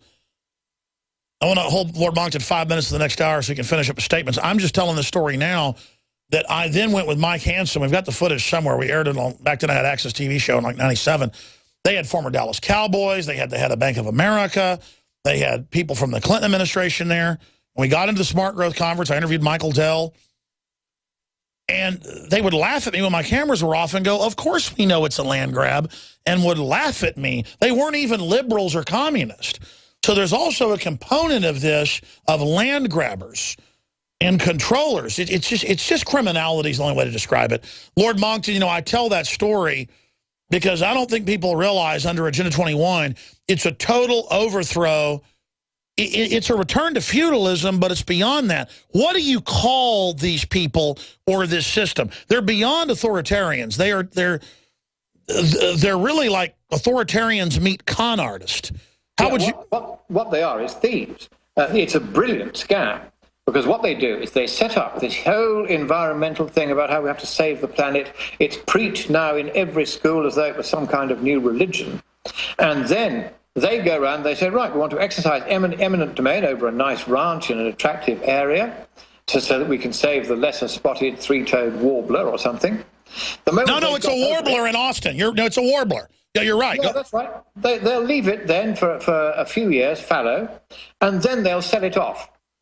And because they'll just leave enough time so that people have forgotten how it was they came by that land and why they came by it, they sell it off, up go the condos, and they trouser millions, I mean tens of millions, on each ranch, if they're clever about it, in profit. And this goes, and then, of course, a lot of that money goes into the Democrat political party. And, of course, that is why the Democrats and the left generally have taken up this supposed global warming cause. It is because the major funders of their opponents politically were, of course, the fossil fuel companies, the coal companies, the electricity companies. They were all big donors once upon a time to the Republican Party. And so what the left have been doing for many, many years, apart from enriching themselves... They're shaking the oil companies down because they give more to the left now than the right. That is exactly the thing. They've terrorized the... They buy protection money. They buy protection. By saying, yes, exactly that. By saying, if you don't do things the way we want, we'll shut you down because of global warming. Now, there is no basis for shutting anybody down because of global warming. But if you've got every school kid being trained up by his teachers day after day in all this garbage, of course, eventually people are going to end up... Sir, do 5 more minutes with us on solutions. Just stay there, please. All right, final segment with Lord Monckton. We'll give you his website here in a moment. You've got the floor, sir, in the 5 minutes we have. Thanks for staying over. I want any other attacks they're involved in we should know about, their latest scams, and then any other solutions. Lord Monckton. Right. First thing is we're now going to fight back. We're going to fight back in an organized way. We're going to make absolutely sure that these people know that if they are ever dishonest in what they do, we will have them prosecuted for it. And in the United Kingdom, we still have the freedom to mount a private prosecution even when the corrupt institutions of the state refuse to do so. I'm actually quietly involved in a case at the moment, and because I'm involved in it, I'm not going to give too many details, except to say that it involves a researcher at a university who contributed to a scientific paper whose results he flagrantly misrepresented in a manner where he could not but have realized he was misrepresenting it. It was deliberate. He deliberately misrepresented those results with the intention of maintaining the enormous funding that particular university gets for its work on climate change, and of impoverishing those of us who have to pay the massive extra money for energy bills that you were talking about earlier. Now that, under the British definition of the fraud law, which has been changed several times recently, it used to be a common law definition, but now it's a statutory definition, is a fraud in two directions. First of all, it's a fraud because the guy has made up scientific results and then misstated them. And then it's a fraud because not only has he made that misrepresentation, so it's fraud by misrepresentation. He's getting money. But it's also fraud. Well, he himself probably isn't making any more money by perpetrating the fraud than he would otherwise. The point is he's causing losses to taxpayers. And under the British definition, if you cause a loss to somebody else, even if you don't expect to benefit from it yourself, that is still a fraud. And so it's a fraud also by abuse of public trust. Scientists are paid a lot of money to present their results fairly. That doesn't mean they're always going to get things right. But it does mean that if they get a result, they present that result accurately, and they do not present... People in the professional class are held to a higher standard. And they are indeed. Under the new law, that is the case. Now, the first step I have taken is to give the university the chance, I'm not going to name it, the chance to sort its act out. And in the end, it worked its way all the way up to the Vice-Chancellor, who refused to take action. He is now in the frame for fraud, as is his university, as is the researcher who caused the trouble in the first place, as are the 3 professors who were involved in hearing the misconduct case and finding in favor of the student who was concerned when the evidence against that person was overwhelming. All of them are now facing jail for fraud. So you're saying the way to go after him is get on the offense. I agree. In the 1 minute we've got left. Absolutely that. And so the paperwork has gone to the Serious Fraud Office. It's looking at it at the moment. My legal advisors who are handling this for me have said that the likelihood is that they won't want to deal with it because it doesn't fit into their usual way of doing things, nor will the local police in the county concerned, which again I won't name. But the moment they have actually said no to us, I am then free, as you are not in the United States, to walk into any court in England and Wales, any magistrate, and say, here's the evidence.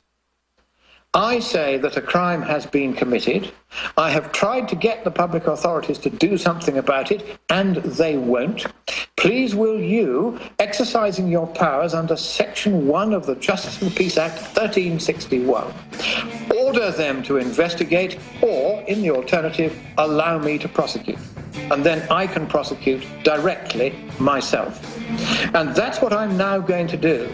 So plain and so appalling a lie has been told, so catastrophic an effect as it had on politics. Our own ministers are citing this paper and as part of the reason why they're inflicting ever higher taxes on us as a result. I'll tell you what, we got to go to break again. Come back and finish it. This is important. All right, I'm going to go over some of the latest geopolitical news, economic news, when Lord Monckton leaves us in about 5 minutes. He's really on the offense right now, just like happened with ClimateGate and those documents coming out. There's new ones coming out all the time now where they're major universities getting caught organizing fraud. They know the Earth's not been warming for 17 years. A lot of data shows it's been cooling the last few years. But regardless, folks, I don't romanticize the oil companies. I don't romanticize any of this. Most of the big oil companies like BP and Dutch Roll Shell, I see them funding all the environmental ads. So they basically are working with this. This has been the decided program. I get zero money from any corporation or petrol group, and any time I talk about our coal power plants being shut down, you must work for them. Well, actually, coal is generally diametrically opposed to oil, because coal's even cheaper than oil. Our power prices are exploding. Same thing in England. Lord Monckton, I know you want to finish up with how you're prosecuting these people, and you've done a lot of that in the past and made them stop showing Al Gore's movie. It was proven fraud and all the rest of it, and I agree that's a key way to go after him. But joining us in these last few minutes, finish up with that. But I want to ask you, the larger issue of, I mean, just for the general public, why does the establishment want to bankrupt the West? Why are they moving everything to China and India? Nothing against China and India, but I mean, they won't even have a market to sell to soon at the level of economic downturn. I mean, I go to the mall. It used to be totally full just 3-4 years ago. It's empty. I go to movies. They're empty. Used to be full. I go to most restaurants I know have been closing. Austin is a boom city, the #1 boom city in the United States. And if it's not a trendy area or where government people are at, or where some of the nouveau riche live, it's stalling out. Most of my family that were middle class across the border having trouble. I mean, I can see the country becoming poor. I can see these policies directly shutting us down. Why does the establishment want to do it? I mean, I know about Cloward and Piven, and then I want you to... What happened is, worldwide, the establishment in the West is looking towards global institutions of government. And everyone who now wants to get into politics is playing to become president of the European Union, president of the UN, general secretary of the UN. They want to be on the world stage now. This is it's this global aspect which I keep referring to. They don't care how many people they tread on, how many people they make bankrupt, how many people's ranches they take over and build condos on. They don't care as long as they take charge globally. It's the same with our prime ministers now. They all, the moment they stop being prime minister here, they queue up to get jobs in the European Union or the UN. That's where the real ambition now is. And because these institutions at global level are not elected by anyone, they are all totalitarian institutions by nature. Because it's only if you have an injection of democracy into a system that you have any hope of getting anything recognizable as freedom, except by sheer luck. And because we have not yet made sure that the international institutions that represent us are elected, these totalitarian institutions are increasingly taking real power from countries where you still elect your governments, as you do, for instance, in the United States. We don't in Britain anymore. We have elections, but they're for mere clerks. We don't elect the people who govern us. Those are the unelected bureaucrats of the European dictatorship. But you still have elections, but it doesn't matter who you elect. What Obama has been doing is going around signing foreign treaties, because under your Constitution, he worked out that the Constitution is an obstacle to him, and the way around it was in the Constitution itself. If he signs a foreign treaty, that doesn't just bind this Congress. Even if he's voted out of office and nobody wants that particular provision anymore, once it's in an international treaty, often made with just one other left-wing country doing the same thing, then that becomes part of the permanent international law, and you don't have the power unilaterally, even if you all vote for it, to repudiate that treaty. So that's what he's doing. And increasingly, this battle is going to have to be fought at the international level. And there are two ways one could do this. One can try oneself to take over these institutions of totalitarianism, but they won't let anyone like you or me anywhere near it. You have to subscribe to this culture of corruption in order to get away with it. What we're going to have to do, Alex, it's very ambitious, I'm just beginning to work it out now with my friend, is to establish parallel, independent, democratically elected institutions, a new United Nations that is elected, a new World Bank that is elected, so that no longer will these old totalitarian institutions have any money, any power, any standing, or any right to interfere in how we live. We're going to need a new constitution of freedom internationally, not just in individual states. It's desirable there too, but internationally. We now have to club together in a way that, as we were saying at the outset, we do not, as individualists, naturally do. And so I'm proposing to found an institute. It's just going to be called Freedom. And it's going to be open to anyone in the world who subscribes to democratic principles of government, so that the power resides firmly, as it does in the United States Constitution, at least in theory, in the hands not of the government, but of the people, who can make and unmake governments at will. That's what we're going to have to do, and we're going to have to do it quite fast, because freedom is dying very rapidly. Your Republican Party is not fighting for it. The Conservative Party here has abandoned it, which is why today the United Kingdom Independence Party is about to become the largest British party in the European Parliament. And it's going to be such a stunning result for UKIP that the totalitarians will be rocked back on their heels, because we have been quietly building for years to make absolutely sure that at least on our continent, freedom does not die. No, I know, and I follow the news as your party that you founded 20-something years ago, or whatever it was, explodes in popularity and is duplicated across Europe. They're openly calling for shutting you down, saying you're racist when you're the opposite of it. I mean, saying UKIP is, and just really using classic Marxist tactics. And that's what I wanted to ask you, Lord Monckton, is that clearly, I mean, I saw last year where the French socialists, to a man almost, and a woman, are exempt from the EU taxes, as the EU bureaucrats are. I mean, total discrimination, classical tyranny, and that then they almost all have Swiss bank accounts and don't pay their national taxes, but have raised taxes on the nouveau riche and wealthy in France to 101% to bankrupt their competition. I mean, this is a lawless hyper-tyranny, and as Nigel Farage, your colleague and leader of the party, becomes more and more popular, to see them so threatened, it shows that they can be defeated. But as you said, we have to accurately state how radically bad they are. But people in England, people in Europe, people here in the U.S. tend to be more gentlemanly.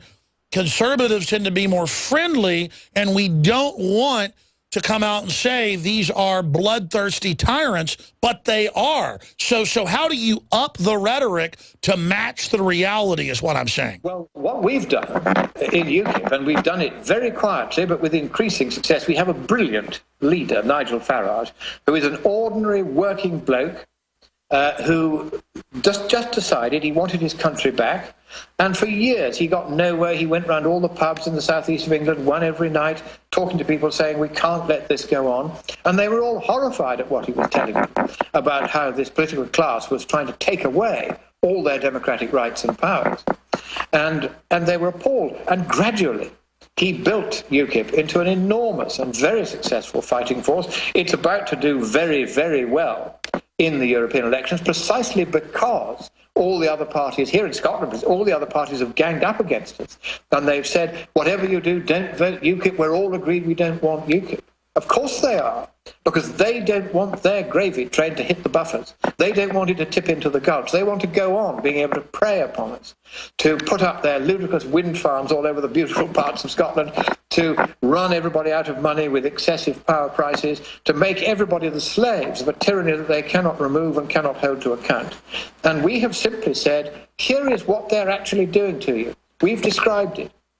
And we have used the kind of language that conservatives don't usually use. We've called them tyrants. We've called them communists. We've called them exactly what they are. That's it. The only way to defeat them, they always say, turn down your rhetoric, you'll be successful. No, that's why we fail. We must go all the way. We must tell the truth. Of course, one has to be sensible in the way one puts the point across. As I've said to you before, I regard you as being just about on the outer fringe of where one can safely be. Any further, and you're off into outer space. But the thing is, yes, there has to be a certain common sense in how we express ourselves, but we can be a great deal more vigorous than your average limp-wristed panty waist from the GOP National Committee is. We can do a lot more than they are doing. And in UKIP, we're showing... Well, sure, but let me respond to that. I mean, look, I need to be a radicalizer and go all the way, get the barbed wire first to shake people out of their days, and then they can come along and find Ron Paul and Rand Paul and Lord Monckton. Exactly, and you're quite right about that, and I fully understand your place in the spectrum, as it were. But the point is this, Alex. You're doing very good work, and there's no doubt about this. You have a massive audience. and a devoted audience. I get correspondence every time I'm on the air with you because people like to hear the Monckton dimension on all this. And they are now waiting for leadership to go to the next stage. They're waiting for what we have done in UKIP to be done not just in individual nations. And the establishment admits they're worried about an American-style UKIP party. I mean, that's what Of course they are, and with good reason, because if there were one, it would have much greater chance of success than ever it had here in the UK, because you are instinctive libertarians in the United States. The vast majority of your population are libertarians, not, of course, in the central cities where they're all on government handouts and paid for by Obama, but everybody else, all the working people. Absolutely. Sir, we're out of time. Scienceandpublicpolicy.org. Thanks for all the time. Keep doing a great job. There he goes from England, Lord Christopher Monckton. I'm Alex Jones of Infowars.com. Stay with us. Nigel Farage almost died in a plane crash. The pilot is basically brain damaged now and can hardly talk, I'm told. Those guys are real. And believe me, the establishment doesn't like it. The establishment is in overdrive, and it's so frustrating to see how the big oil companies predominantly, except for ExxonMobil, the biggest, are openly for about 25 years funding the carbon tax movement. It was Ken Lay on record with Al Gore in 1995 that had a group of meetings at the White House, more than 20 of them, there's documentaries made on this, to develop the carbon tax scam. So I guess that was 19 years ago, to be technical.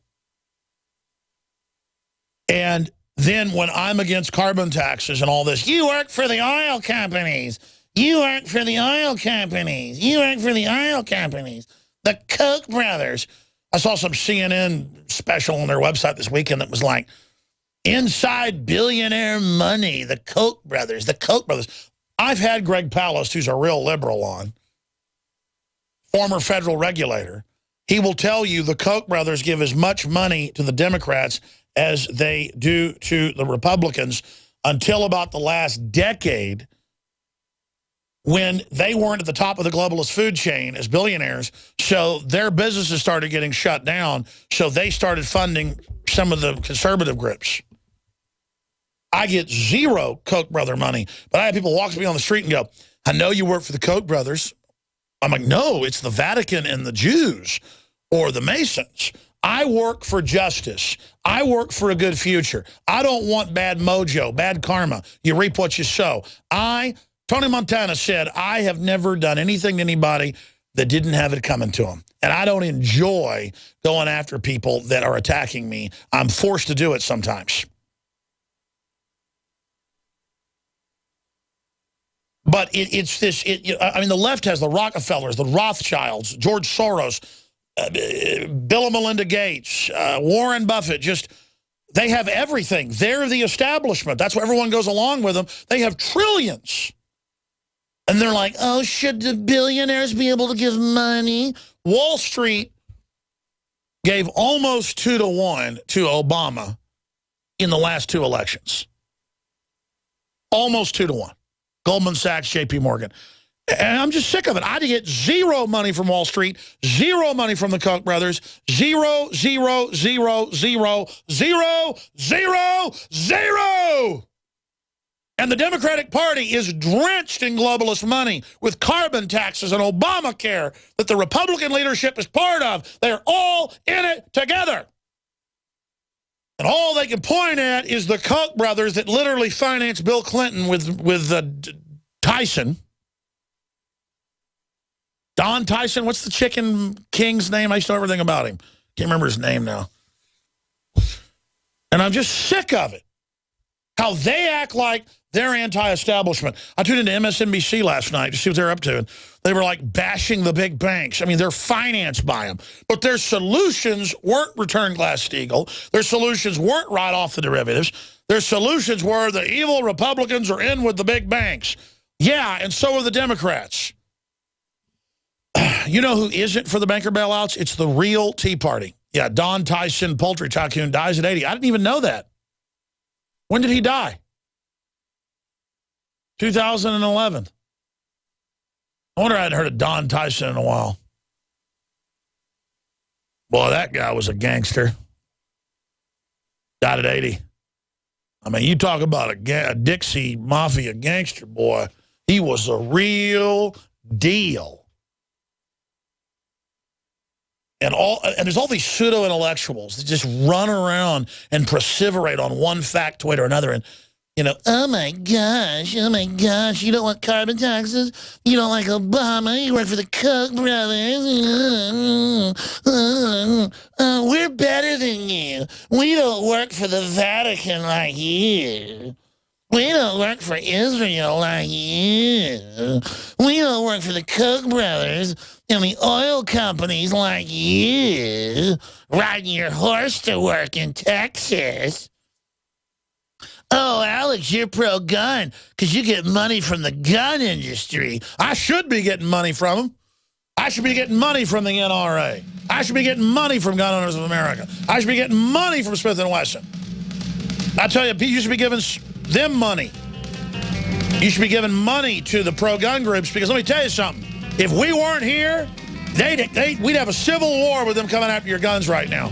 We didn't have Rand Paul and Ted Cruz, they would have gotten their gun ban last year. These people are coming down on us, and they've got to be defeated. They've got to be stopped. Stay with me. Mayor Bloomberg says so. So in Austin and San Francisco and New York, they're coming in and saying, we'll only give you a housing authorization to build buildings under Budget 21 that have 200 square foot multi-person dwellings. The individuals get 100 square foot, and they're now saying those are too lavish. And again, the general public thinks of it from the perspective of a nice person because you're nice people. You're like, well, what's wrong with folks having 200 square feet if that's all they can afford? I'm going to explain this again. In their own actuaries, they want, as renter owners like Bloomberg, they want to charge you more for less. I'm going to say that again. That's what feudalism is. While they, who steal all the money, live in giant palatial facilities, in most cases that are exempt. They run the bureaucracy. That's the New World Order. And they're just a bunch of crooks. I mean, they're not liberals. I mean, I am so sick of Angelina Jolie and Barack Obama and Hillary Clinton and all of them. These people are sickening filth on their moral high horses trying to run my life and your life. I've had enough of Merkel.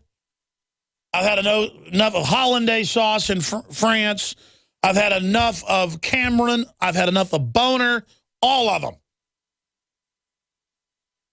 These people are running our civilization into the ground, and they can't believe how successful they've been robbing everyone. So they're festooning secret police everywhere in armored vehicles and helicopters and checkpoints and 25 million bullets for the TSA and every form of out-of-control insanity you could imagine.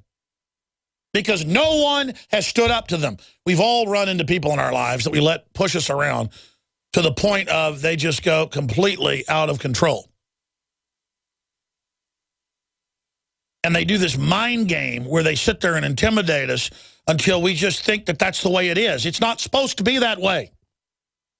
And I'm not trying to get angry today. I just look at all this news. I got hundreds of articles I haven't even covered yet. And it literally makes me angry.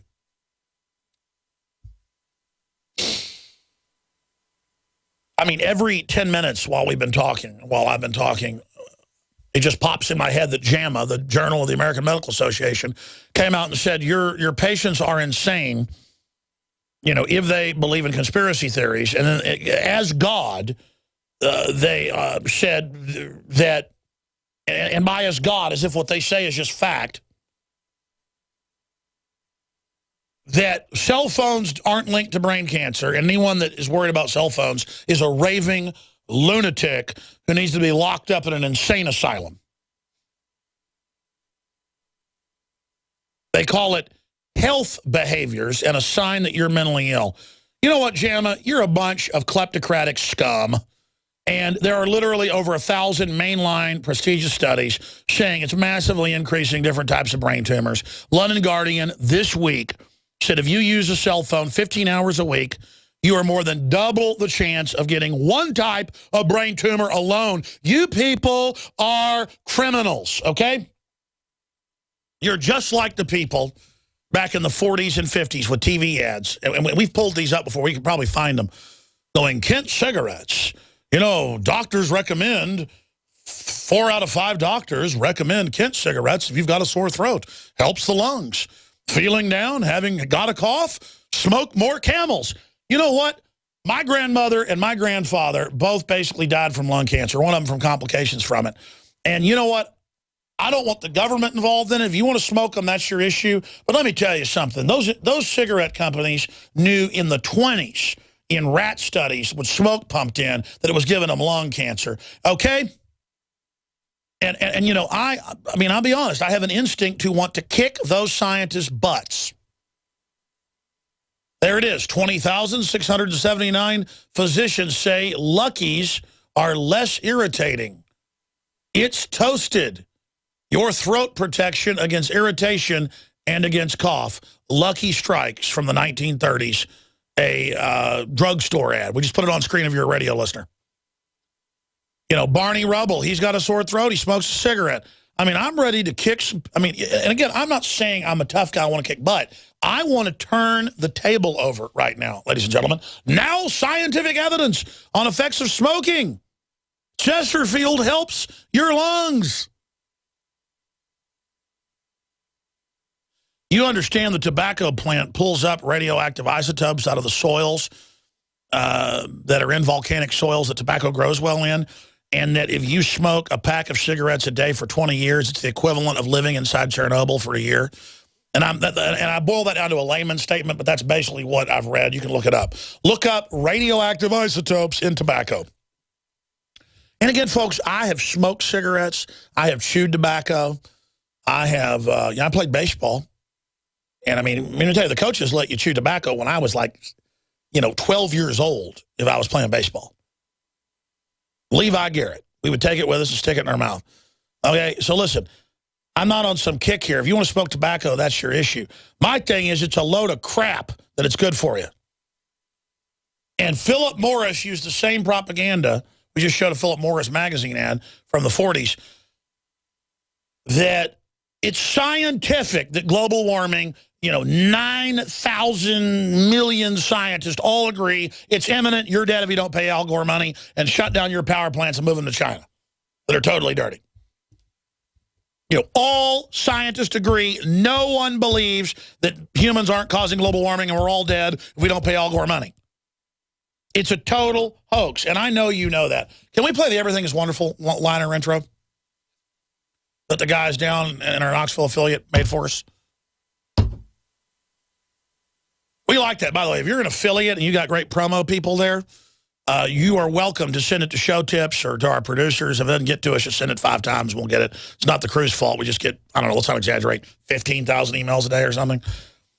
On a big day, it's like sometimes like 2,000. But the point is, it varies. And we have a lot of station promos we've been sent. And you can even put your station in the promo. We'll air that as well as part of the promo for this show. Just a little idea there. And so many listeners on YouTube and InfoWars getting mad at me. I see this. Somebody's just getting this out there. Like, Alex didn't respond to my email, and I'm mad at him. Or Alex didn't get back with us on this. I'm overwhelmed. I apologize. I mean, I can't even cover any of this news at this point. I just, it makes me too upset. I'm not lying to people. They put cancer viruses in the vaccines. The microwave ovens are splattering your whole kitchen with radiation. That's on record. And frying the food. The statistics all show it. The intestinal disorders, the bowel disorders, the brain disorders, the blood disorders, the lung disorders. I mean, we are dying. And it's only just begun. Because our life cycle's 74 years. Our reproductive cycle on average is about 20. Guinea pigs within 3 cycles are 99% sterile when they're fed one type of Monsanto GMO corn in a major study. You can look it up. We sell books that have all studies on the rats and the rest of it. The rats, the guinea pigs. It's the same in all the mammals. Hair growing on their mouth, testicles on top of their heads, I mean, dude, listen, we're now 2 generations into this. This has just begun. We're dead already. You know, when Spock in Wrath of Khan knows that the ship's not going to make it if he doesn't go down to the reactor and save everybody, and then they're about to open the compartment when he's been radiated, and they say, you can't help him, he's dead already. I'm telling you, folks, what we're doing now is just so some remnant of us makes it, okay? That's why the globalists don't care. They're already about to go into the 3rd generation of killing us. Soon it's going to be half the babies are born retarded. Soon it's going to be it's hell on earth with these people. They are literally shoving us into a meat grinder. And there's all these little trendy cult members everywhere telling me everything's awesome, everything's great. No, it's not. And, you know, people like Lord Monckton is a great guy, can get on, and he knows I can take it, and I like it. I don't mind it. You know, and saying, well, you do go off into space sometimes. Well, we are in space, folks. And I know the enemy program, and I've studied it, and I'm going to say how horrible it is. Look at how successful UKIP's been by not compromising. Let's make this a year of action. That's what most Americans want. Raising the debt ceiling does not increase our debt. Nobody is listening to your telephone calls. The debate is settled. Climate change is a fact. And if people can't trust not only the executive branch, but also don't trust Congress and don't trust federal judges, then we're going to have some problems here. What difference at this point does it make? You know what the globalists are always talking about? I mean, I saw it just a few months ago. Who was the world leader a few months ago said, you know, if aliens invaded the earth, it would help unify us for world government. It was like all over the newspapers. I forget who said it. But Ronald Reagan said it. Khrushchev said it. Clinton just said it a few weeks ago. That's who said it. See if you can cue it up. It was Clinton. Yeah, that's right. Bill Clinton. Good memory, CJ. I couldn't remember then. Who was the other one? Yeltsin said it. Who was the guy before Yeltsin? I'm just having one of those moments right now. Gorbachev, yeah. They all say it. Well, if aliens invaded, there it is, Bill Clinton, alien attack would unite us. I probed Area 51. Area 51 is a toxic waste dump, mainly. And then they've got Black Ops space aircraft there, and that was declassified this year. And they were like, oh, you conspiracy theorists are discredited. There aren't aliens. I'm not the people saying there's aliens out there. I've been saying for 19 years on air, it's a skunk works operation. And now it's admitted. But the point is, there's obviously Bill Clinton on the Tonight Show talking about that. And that's the kind of stuff they fantasize about, is having the outside threat. But you know, let's say there was some outside threat. I would be for humanity unifying against it. I'm not for the humanity unifying and using our instinct to unify to be under these tyrants.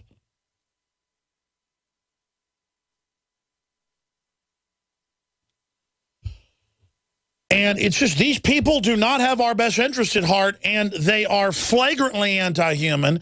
And just like perverts get off on defiling innocent children, the globalists get off on defiling humanity, defiling the plants, the animals. The globalists are butchering the Earth's genetic code and biosphere, doing irreparable harm, and then saying it doesn't matter, we will race ahead of the problems we've created with the singularity and fix it all. If we were visited someday, I wouldn't be surprised. I just hope that it's not like Independence Day. Yeah, right. That it's a conflict. Well, now we have friendly maybe the only way to unite this incredibly divided world of ours. Yeah, I love how they try to divide us so they can control us, and then bitch and complain and say, you need to do what we say and be united. We've divided you, dumbed you down, got you fighting over all this bull. And then now you need to follow us, Bill Clinton. Just a total miscreant dirtbag. I didn't take any calls today. I'm going to try to take a lot of calls tomorrow. Yeah. You have to back it up, though. It's when he says he's dead already. That's my analogy. But good job finding that clip so quick. It's when he goes down into the reactor and he's going to try to get him out and save him. He goes, look, he's dead already. And that's why people need to just get over death. Even if they weren't hitting us with anthropogenic, soft-kill weapons at every level, you're going to die. Just like when you were 5, you never thought Christmas was coming in 3 months to get that new bike, but it came.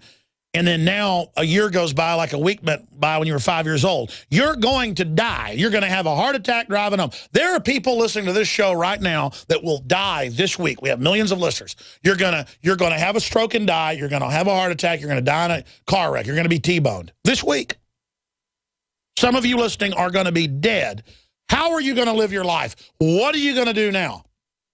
Because I'm telling you, the whole species is going down the tubes with a bunch of psychopaths who think they're gods and better than us and separate. Oh, they're separate, all right. They are psychopaths.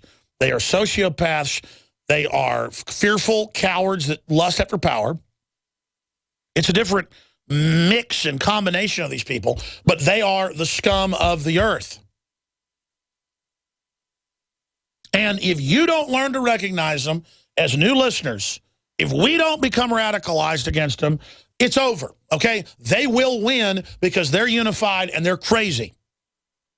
It's crazy to go on air and say your kids belong to the state, MSNBC. It's crazy to say it's racist, as Jay Rockefeller said, if you don't accept Obamacare. It's crazy to say if you built a business, you didn't build it. It's crazy to try to give newborn babies dozens of shots on record that are dumbing them down. It's crazy to put hydrofluorosilicic acid in the water. It's crazy. By the way, speaking of that, I just keep meaning to say this. If a fraction of our audience would just buy the ProPure G2 filters that are the best gravity-fed stainless steel filters out there to cut the glyphosates, the fluoride, all of it, blow away the competition, we could fund an incredible operation that would literally go to the next level pretty much instantly. I'm not complaining. You've been very supportive. We appreciate it. But this is the highest quality filters, the best out there, the lowest price. You need it. You should. How many of you are procrastinating and still letting your kids drink tap water? How many of you haven't put a shower filter on? We got some of the best prices on those. How many of you? It's a win-win. You fund our operation and you buy high-quality filters. Stop procrastinating. The journey of 1,000 miles starts with a single step. InfoWarsStore.com. I want to see everybody call and get the ProPure systems, the Life Straws, all of it. InfoWarsStore.com. InfoWarsLife.com or call toll-free 888-253-3139. I mean, the procrastination needs to end on every front. I want you to tell 10 people a day about this show and other shows that are fighting tyranny. Get aggressive. Yeah, by the way, speaking of artificial scarcity, a lowering of standard of living, 200 square foot coffin apartments that cost what a 5,000 square foot would, 10 years ago. So government and the globalist can control more and more. Texas town closed to toilet to tap loop. Is this our future water supply?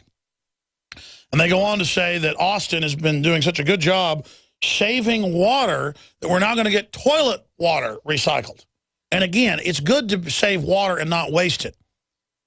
But they just want you to not waste it to double, triple charge you.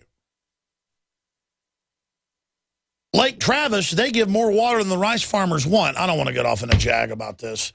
I've got all this serious geopolitical news to hit. But briefly, folks, here's that clip from the parable or allegory. What's the proper term to describe it where I connect some real-world event to something in fiction? A parallel. Drawing a parallel to Wrath of Khan. I'm not really a big Star Trek fan, but that's the best Star Trek movie, in my opinion. Is Wrath of Khan. Is actually pretty entertaining because I like the actors involved. Who's the Hispanic actor? He was on Fantasy Island. He's a great actor. Yes, Ricardo Montalban. Is he still alive? The guy's amazing. Anyways, I see some of the old movies in the 40s and 50s and 60s. That guy's a really good actor. Anyways, long story short, we're dead already in the New World Order. It's a future without humans, the end of us. Are we going to just roll over to whatever the mainstream television says, or are we real? Can we get outside of it and realize that if we don't stop this, there's no future? The whole ship of humanity is going to go down. Here's the clip. No, you'll flood the whole compartment. You'll die. He's dead already. But again, the globalists sell us on the idea that, oh, you need to give yourself up to the collective to defend humanity. Well, yes, individually you can make the decision for humanity to do whatever it takes to help others. That's a normal instinct that God gave us. But they take our prime directive to do unto others as we'd have them do unto us and lay down your life for your brother, Christ's golden rule. And they turn it around and say, give up everything for the collective, but that's only giving into their evil plan.